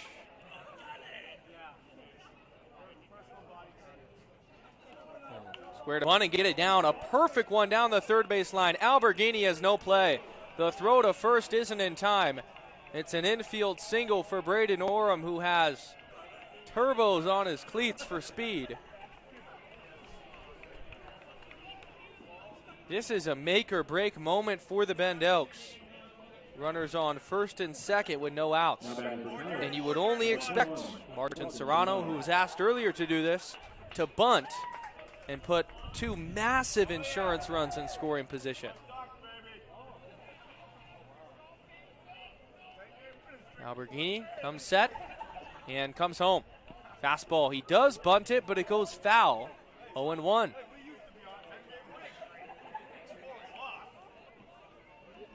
Martin Serrano earlier was tasked with this same thing, and he ended up striking out because of it.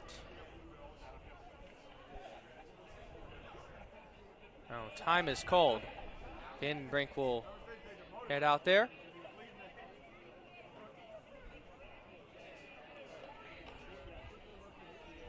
Jeff Brown will call time as well and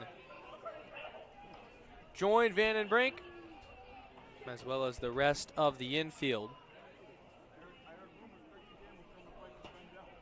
This is all situational as well. Bunt defense, how they're going to rotate once this ball is in play. 41 of y'all in attendance tonight, which means we have a winner for tonight's Guess the Attendance Challenge. Kelly Byrne, you are tonight's winner. Toronto will still be squaring around. The fans in front of us just won the attendance guess for tonight. They're Red Sox fans. We were playing Sweet Caroline the last inning, just belting it out. If you've ever been to Fenway Park, it's a tradition there. But if it's extra loud, you know why. A group of 20 having a blast here on a Friday night again. The 0-1 doesn't square this time. Swung on and missed. 0-2. Not so sure about that. Taking off the bunt sign with 1 strike. Because if you get those 2 runners over, then the Elks are forced to come in on the infield turf. And it sets up any ball in the outfield to bring in a pair.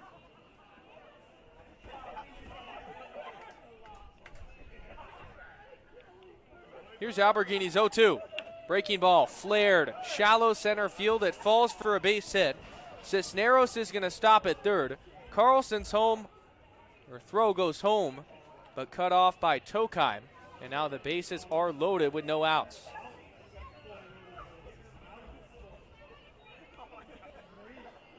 Three consecutive singles.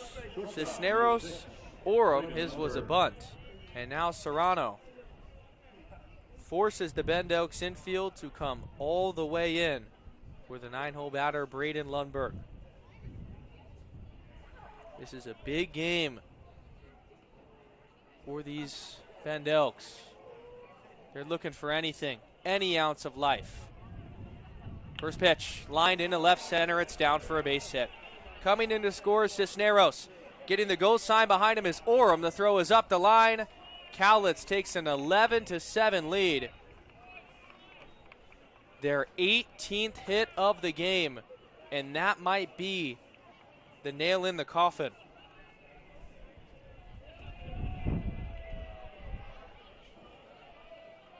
Now batting for Cowlitz, center fielder, number 26. The bullpen has struggled all year, but never to this magnitude. Justin Schramm also had a subpar start, but 18 hits. It's almost impossible to win a baseball game when that occurs. Still no outs in the inning. Alberghini is laboring. It's Matt Priest at the top of the order. His 6th at-bat of the game. Fastball called the strike, 0-1. Priest in his last at-bat, they came in the 7th inning. He had an RBI triple, splitting the gap in right center, and that sparked this offensive resurgence over the past 2 frames that have put Cowlitz on top. Swung on and missed, 0-2. Alberghini's pitching for the strikeout.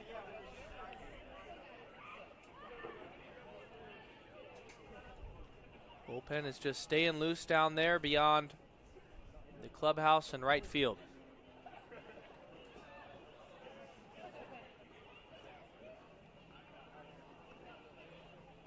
Two looks at second, the 0-2.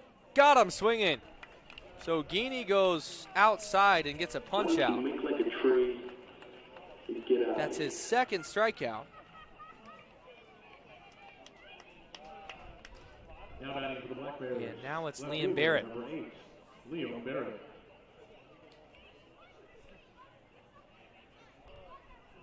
Before that punch out, 4 straight singles for the Cowlitz Black Bears. That was oh so important for Gini to just settle in a bit. Breaking ball, called a strike, wrapping around the outer third.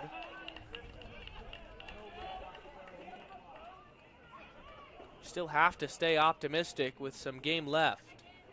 The Elks still have 6 outs to play with. Alberghini out in front, just in front of the scripture on that gold jersey.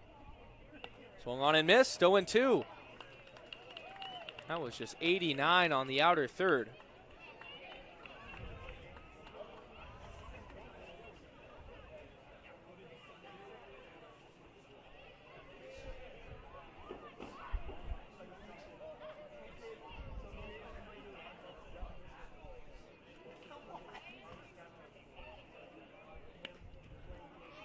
Misses down and inside, 1-2. Alberghini saw a good amount of time at Seattle U. Had that connection coming over to Ben. Jeff Brown was the player development coach there. Johnny Kemp, a grad assistant. So the Pacific Northwest has treated all these guys right, and that's how you see them rejoining here in Bend, Oregon. 1-2 has popped up in foul territory. Giving it a look is the right fielder Batov as he watches it go out of play.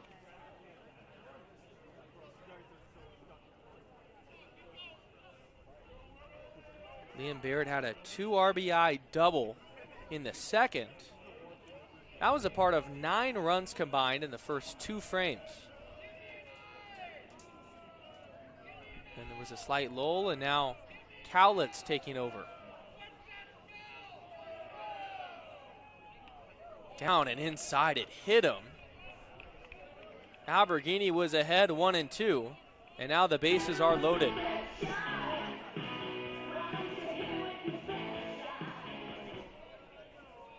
Now batting for the Black Bears, right fielder, number 44.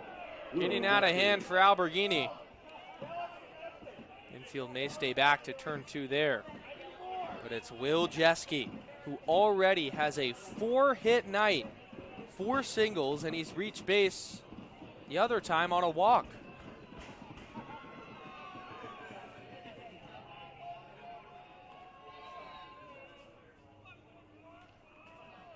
Fastball called a strike at the belt.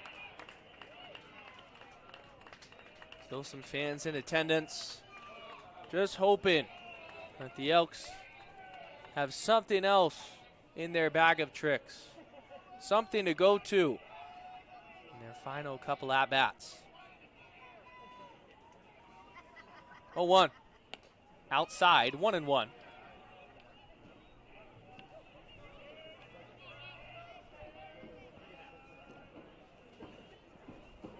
Most hits allowed for the Bend Elks pitching staff all year.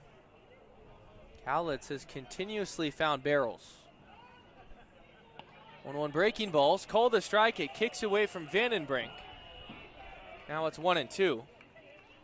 It absolutely was a strike, but you're always going to get groans from a side when the catcher doesn't catch it, and then it's still called a strike. Alberghini, a strikeout or a ground ball. Either would do.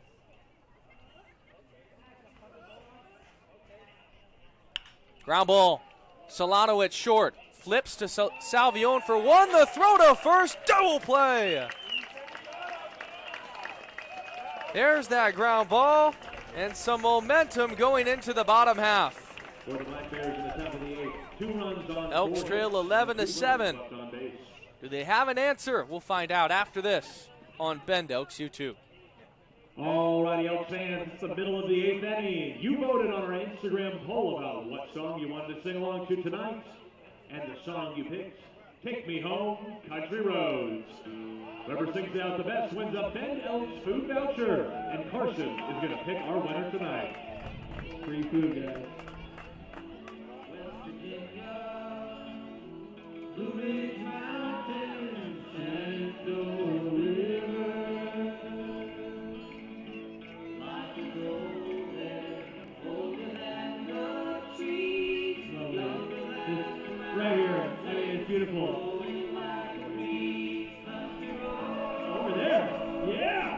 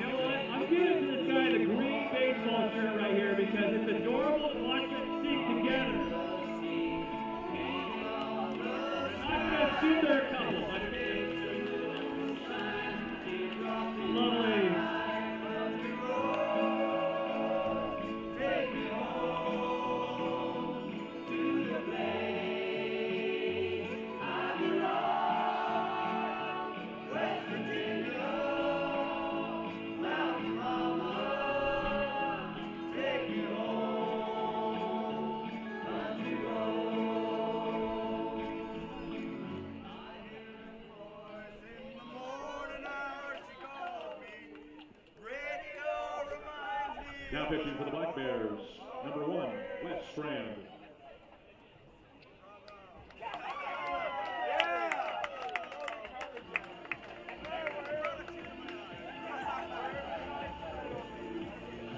Leading off for the Elks in the bottom of the 8th, center fielder number 28, Zach Carlson.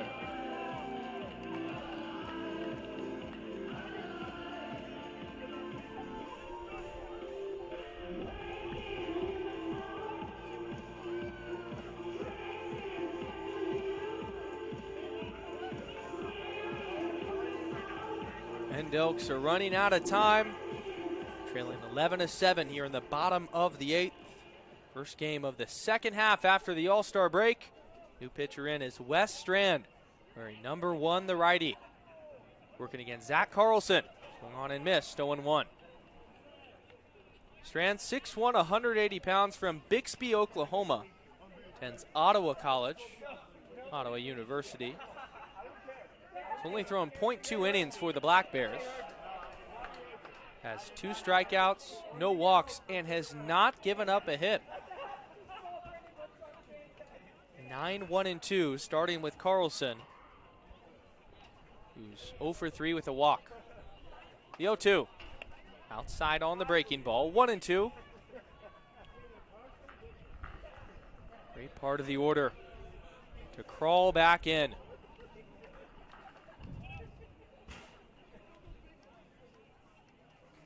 We'll do the 1-2. Skied to center field. Carlson slams the bat down in frustration. It's Matt Priest reaching up and making the one-handed catch in straightaway center for the first out. Now batting for the Elks, shortstop number 3. Now it's Benji Solano.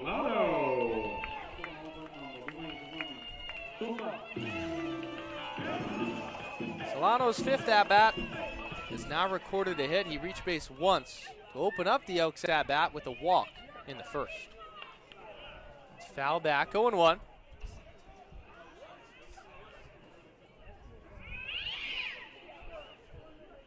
$18 hits for the Black Bears to just 9 for the Bend Elks. They only trail by 4. Just need a base runner. 0-1 misses outside. We'll take another look around that West Coast League scoreboard. Walla Walla defeated Marion 11-8. Portland and Yakima all knotted up at 7 in the bottom of the 8th. Springfield on top of Corvallis 7-6 in the bottom of the 9th inning. That would be a huge upset victory if the Drifters could pull it off. Solano's ahead, 2-1 here, man from Chula Vista, California. Strand comes home. Fastball's grounded to the shortstop, Ludberg in the hole. He'll throw to first, 2 outs. Ball was hit hard, 93 off the bat for Benji.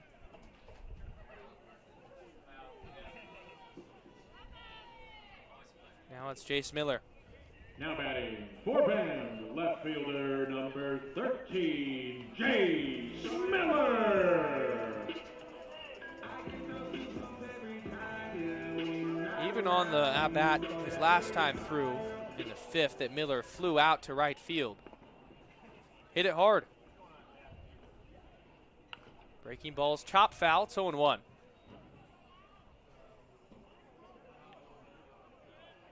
Had a run batted in the 2nd. Was a selection to that all-star team in Bellingham. Did not get the start, came in that game and hit a ball hard, but it found a glove. 0-1 fastball, painting the black, 0-2. Cowlitz's bullpen hasn't allowed a run since the 4th inning. Elks offense came out firing, but has since cooled off. Breaking ball misses inside. Walking off the mound was the pitcher, Wes Strand. He has to go back. Cowlitz 1-5 versus Bend a year ago. And here in game 1 of this year's season series, has the Elks on the brink of defeat. It's going to have to be a magical rally out of nowhere. 2-2 gone, bottom 8. Nobody on base. Miller choking up from the right side. Fastball misses inside, full count. Miller turned in and almost hit him. Matt Dobson on deck. Miller currently in the transfer portal. Likely making a decision about his next school sometime soon. 3-2 fastball, misses high, ball 4. And there's their base runner. It comes with 2 outs.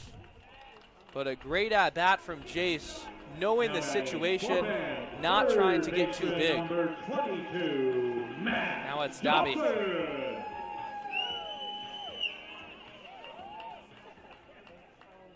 That's Jace Miller's 18th walk. He leads the team now, just leaping over Easton Amundsen, who has 17. Dobson will take outside. You think about when the tide turned, when Matt Dobson's home run in the 4th was called a double. If that goes over the fence, are we in a different spot here? So many questions when you look back through the course of a ball game. That one's chopped to the right side. Fielding is Cisneros, throws to first, and that will end the inning. For the Elks in the bottom of the eighth, no runs on, no hits, and one runner left on base. After 8 They get one runner on. It's the 2-out walk from Jace Miller, but nothing more. Go to the ninth. Here's on top, 11-7. And we're back after this at Vince Ganna Stadium.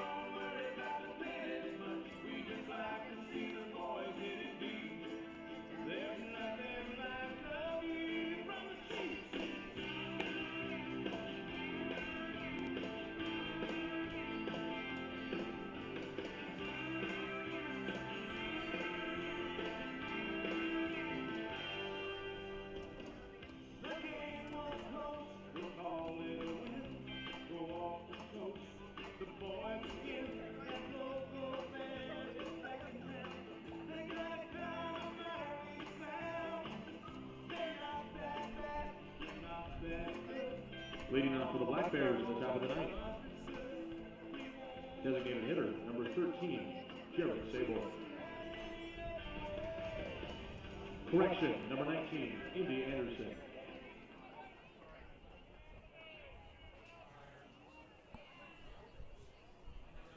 Four, 5, and 6 coming up for the Cowlitz Black Bears. It's Caden Alberghini, the tall righty, still out there. Fastball is called a strike. It's 0-1. Elks trail 11-7.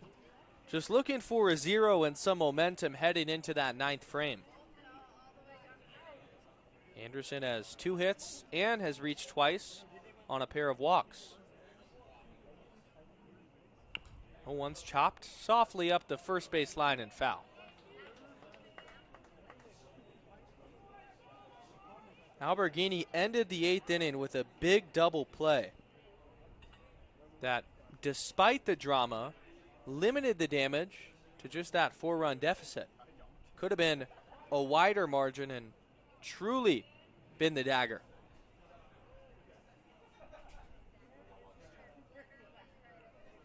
Oh, 2. Popped out of play. Anderson staying alive.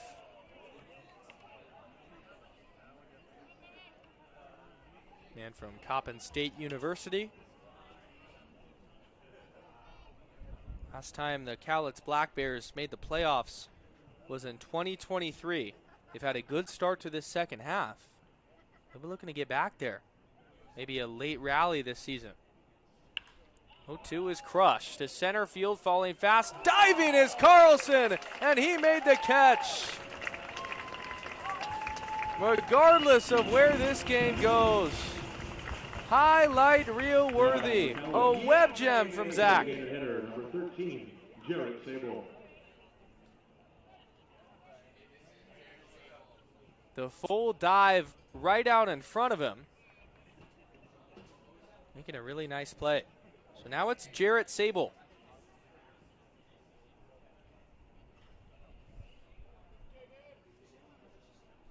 Gini very deliberate now. The pitch misses down and outside.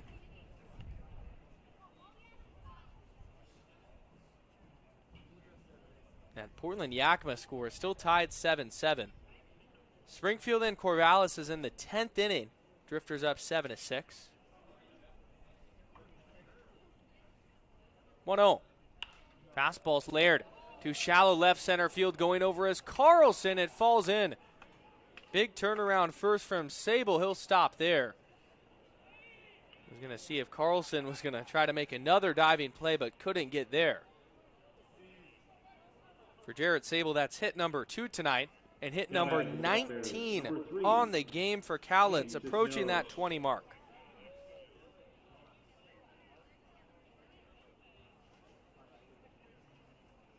We'll check back at the schedule for Cowlitz, but I'd also guess this is their most hits in a game all year. Fastball misses up. They had an 11-10 victory against Yakima that came back on June 7th, where they had 15 hits. It's not going to get it done.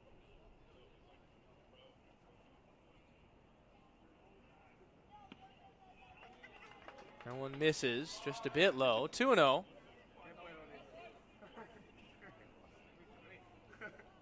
Frustration beginning to mount for the Bend Elks coaches as well, just because of the circumstances around this game, and then also that pitch being called a hair down. 2-0 fastball's not close. It's 3-0. Just some stirring in the Bend Elks bullpen, but nothing more.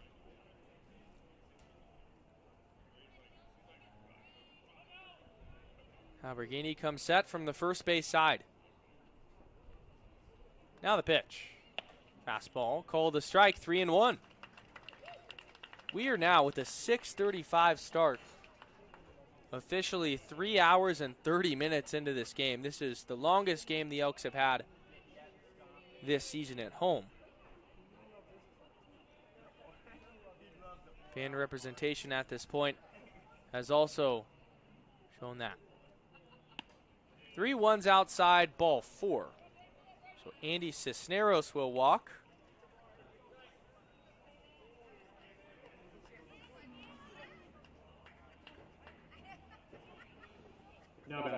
That's the 4th time that he has reached.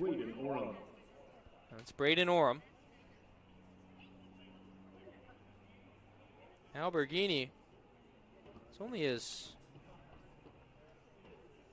first walk allowed. He had a hit by pitch, but first walk of the outing, despite the struggle. Fastball called a strike, 0-1. The peak attendance tonight was counted at 1,041. Get over that 1,000 mark each and every night almost, especially in the summertime. Love our faithful. A 1 pitch called a strike. It's 0-2. Braden Orm was the K-man tonight. He made the home fans happy in the 6th inning when he punched out.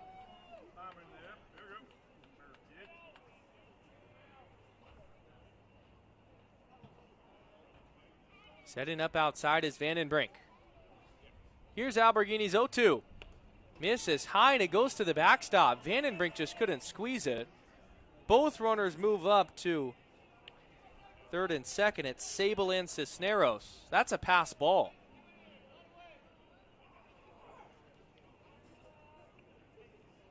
Should have squeezed it but couldn't. No base hit for Orem would really do the Elks in. It's 1-2 with 1 out. Sable at 3rd, Cisneros at 2nd. 11-7 the score in the top of the 9th. Infield comes in. Alberghini pitching for the strikeout. The pause and the pitch. Flared to right field. Going back on it is Batove. He'll reach up, make the backhanded catch.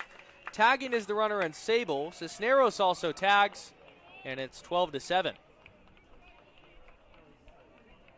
Braden Orem brings in his first RBI of the night. And it's going to become more and more difficult for the Elks to now come back. Number 21, Martin Serrano. That's RBI number 5 in a Cowlitz Black Bear uniform for Orem. Now it's Martin Serrano. Fastball misses away.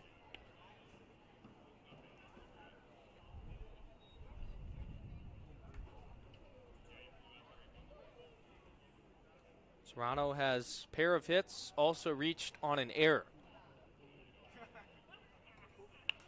1-0's popped up and out of play. It's 1-1.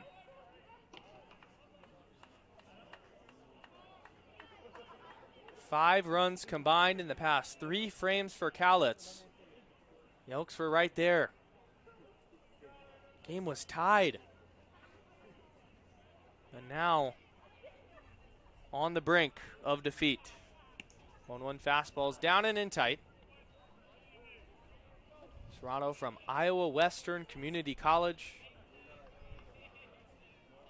Mentioned earlier, same school as Finn Edwards, the former Bend Elk, who was recently selected in the MLB draft by the Los Angeles Dodgers in the 18th round.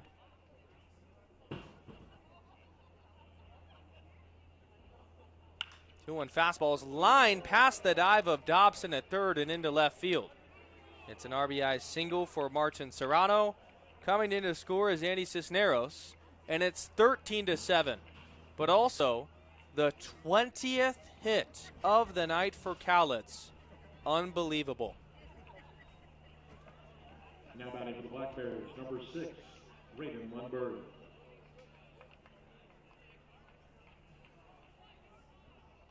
"13 runs on 20 hits. Now it's Braden Lundberg. One misses up and in tight.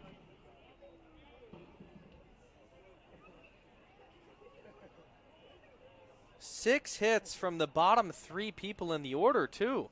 It's been a top-to-bottom effort. 1-0 heaters. Called a strike. It's 1-1. Last at-bat was a 2 RBI single in the 8th. Getting to bat the next frame directly after.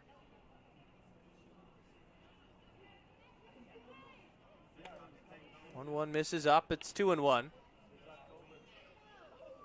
Alberghini just looking to finish it off and continue to eat as many innings as possible. Just needing one more out to preserve the rest of this bullpen. Swung on and missed. 2-2.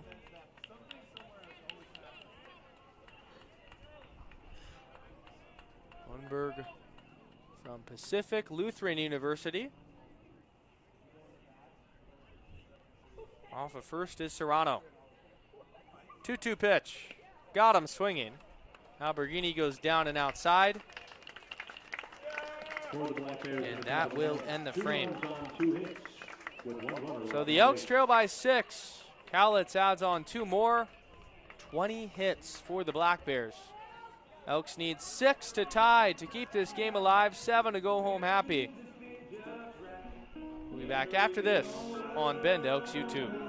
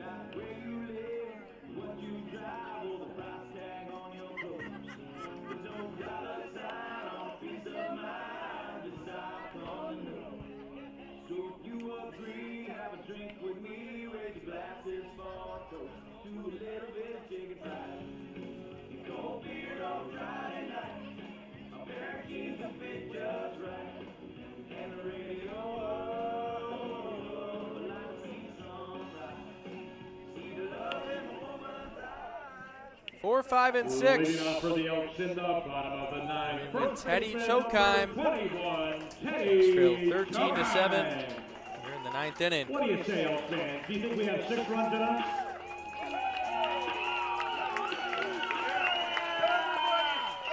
Mitchell Stanford in the fall. Fans below us still going crazy. It's Wes Strand still out there. 10:15 local time. Pitch to Tokheim. Lined to the second baseman Cisneros on 2 hops. So throw to first. 1 gone. So once again, Teddy Tokheim jumps on that first pitch of the at-bat. He hit it 106, but Cisneros made it look easy.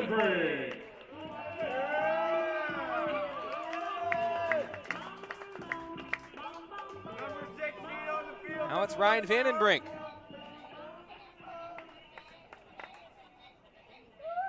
Two knocks, 3 runs batted in.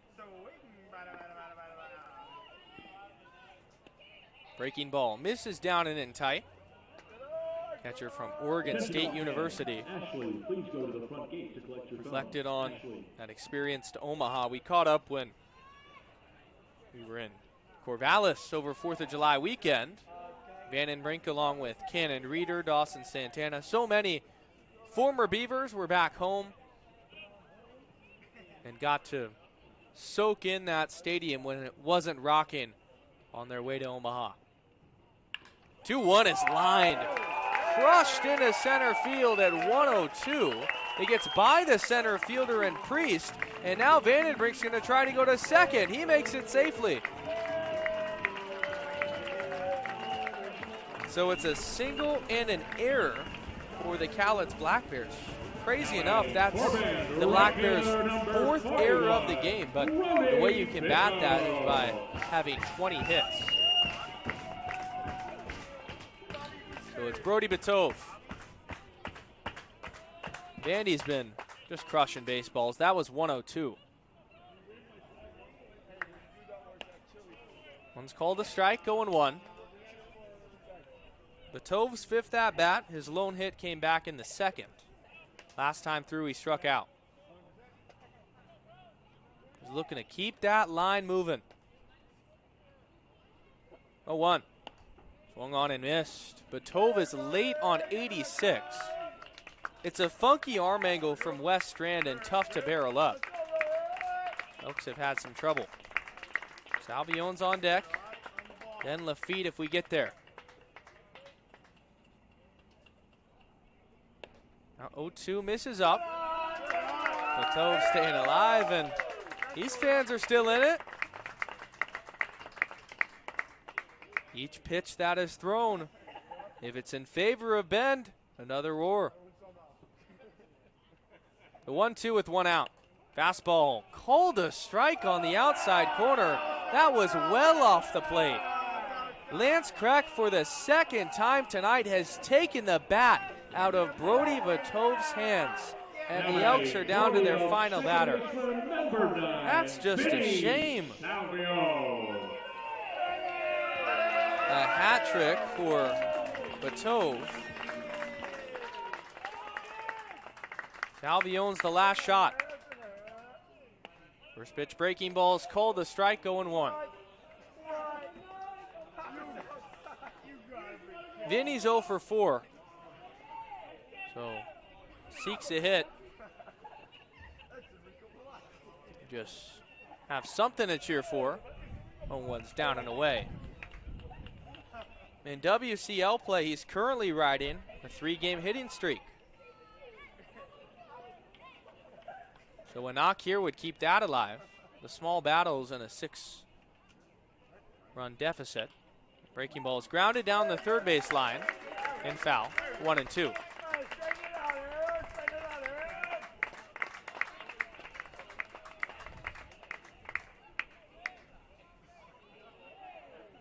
Vandenbrink off a second. 1-2, 2 outs. Strand comes set to Vinny Salvione. Here's the pitch. Breaking ball skied to shallow right field. Coming in is Jeske. He's looking up. He makes the catch. And that is the ball game. For the Elks in the bottom of the 9th, no runs on 1 hit and 1 runner left on base. After 9 complete innings. The Elks fall to the Cowlitz Black Bears in Game 1 of this series, 13-7. There was 30 hits combined, 20 combined runs. The Black Bears had 20 hits of their own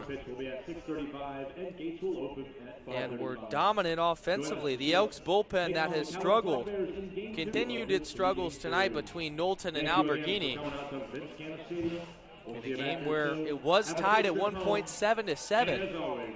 The Bears rattle off 6 unanswered over the past 3 frames, 7th, 8th, and 9th, and come out on top. To put it simply, this is a homestand where you need wins. You go on the road next week for 7 on the road, 14 games in 13 days against difficult opponents. These are ones against a Cowlitz team that is second to last in the WCL South. You're chalking up as wins, but they come out tonight and fall flat. Lost yesterday to Northwest Star in a non-league game, and similar struggles tonight.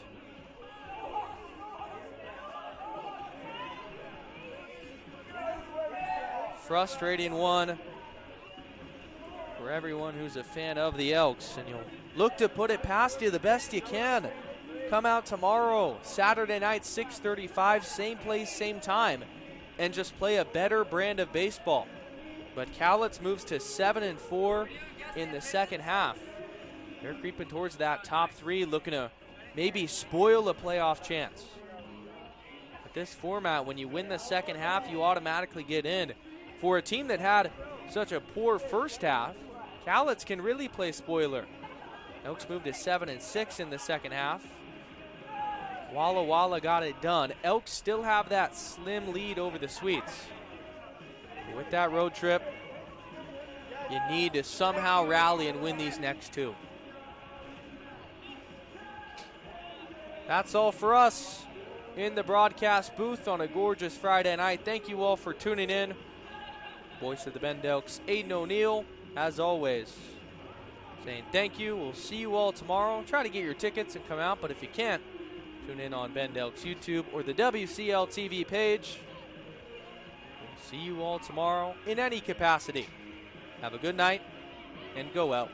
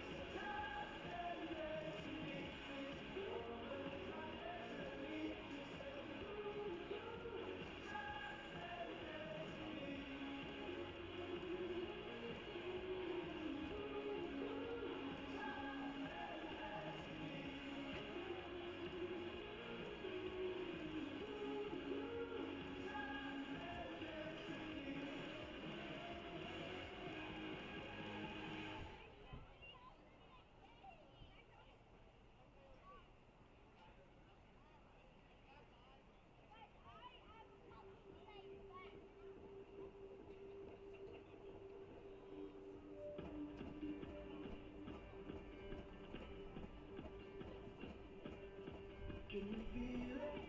Now it's coming back. I can feel it. It's the breath in the sky. I can see it.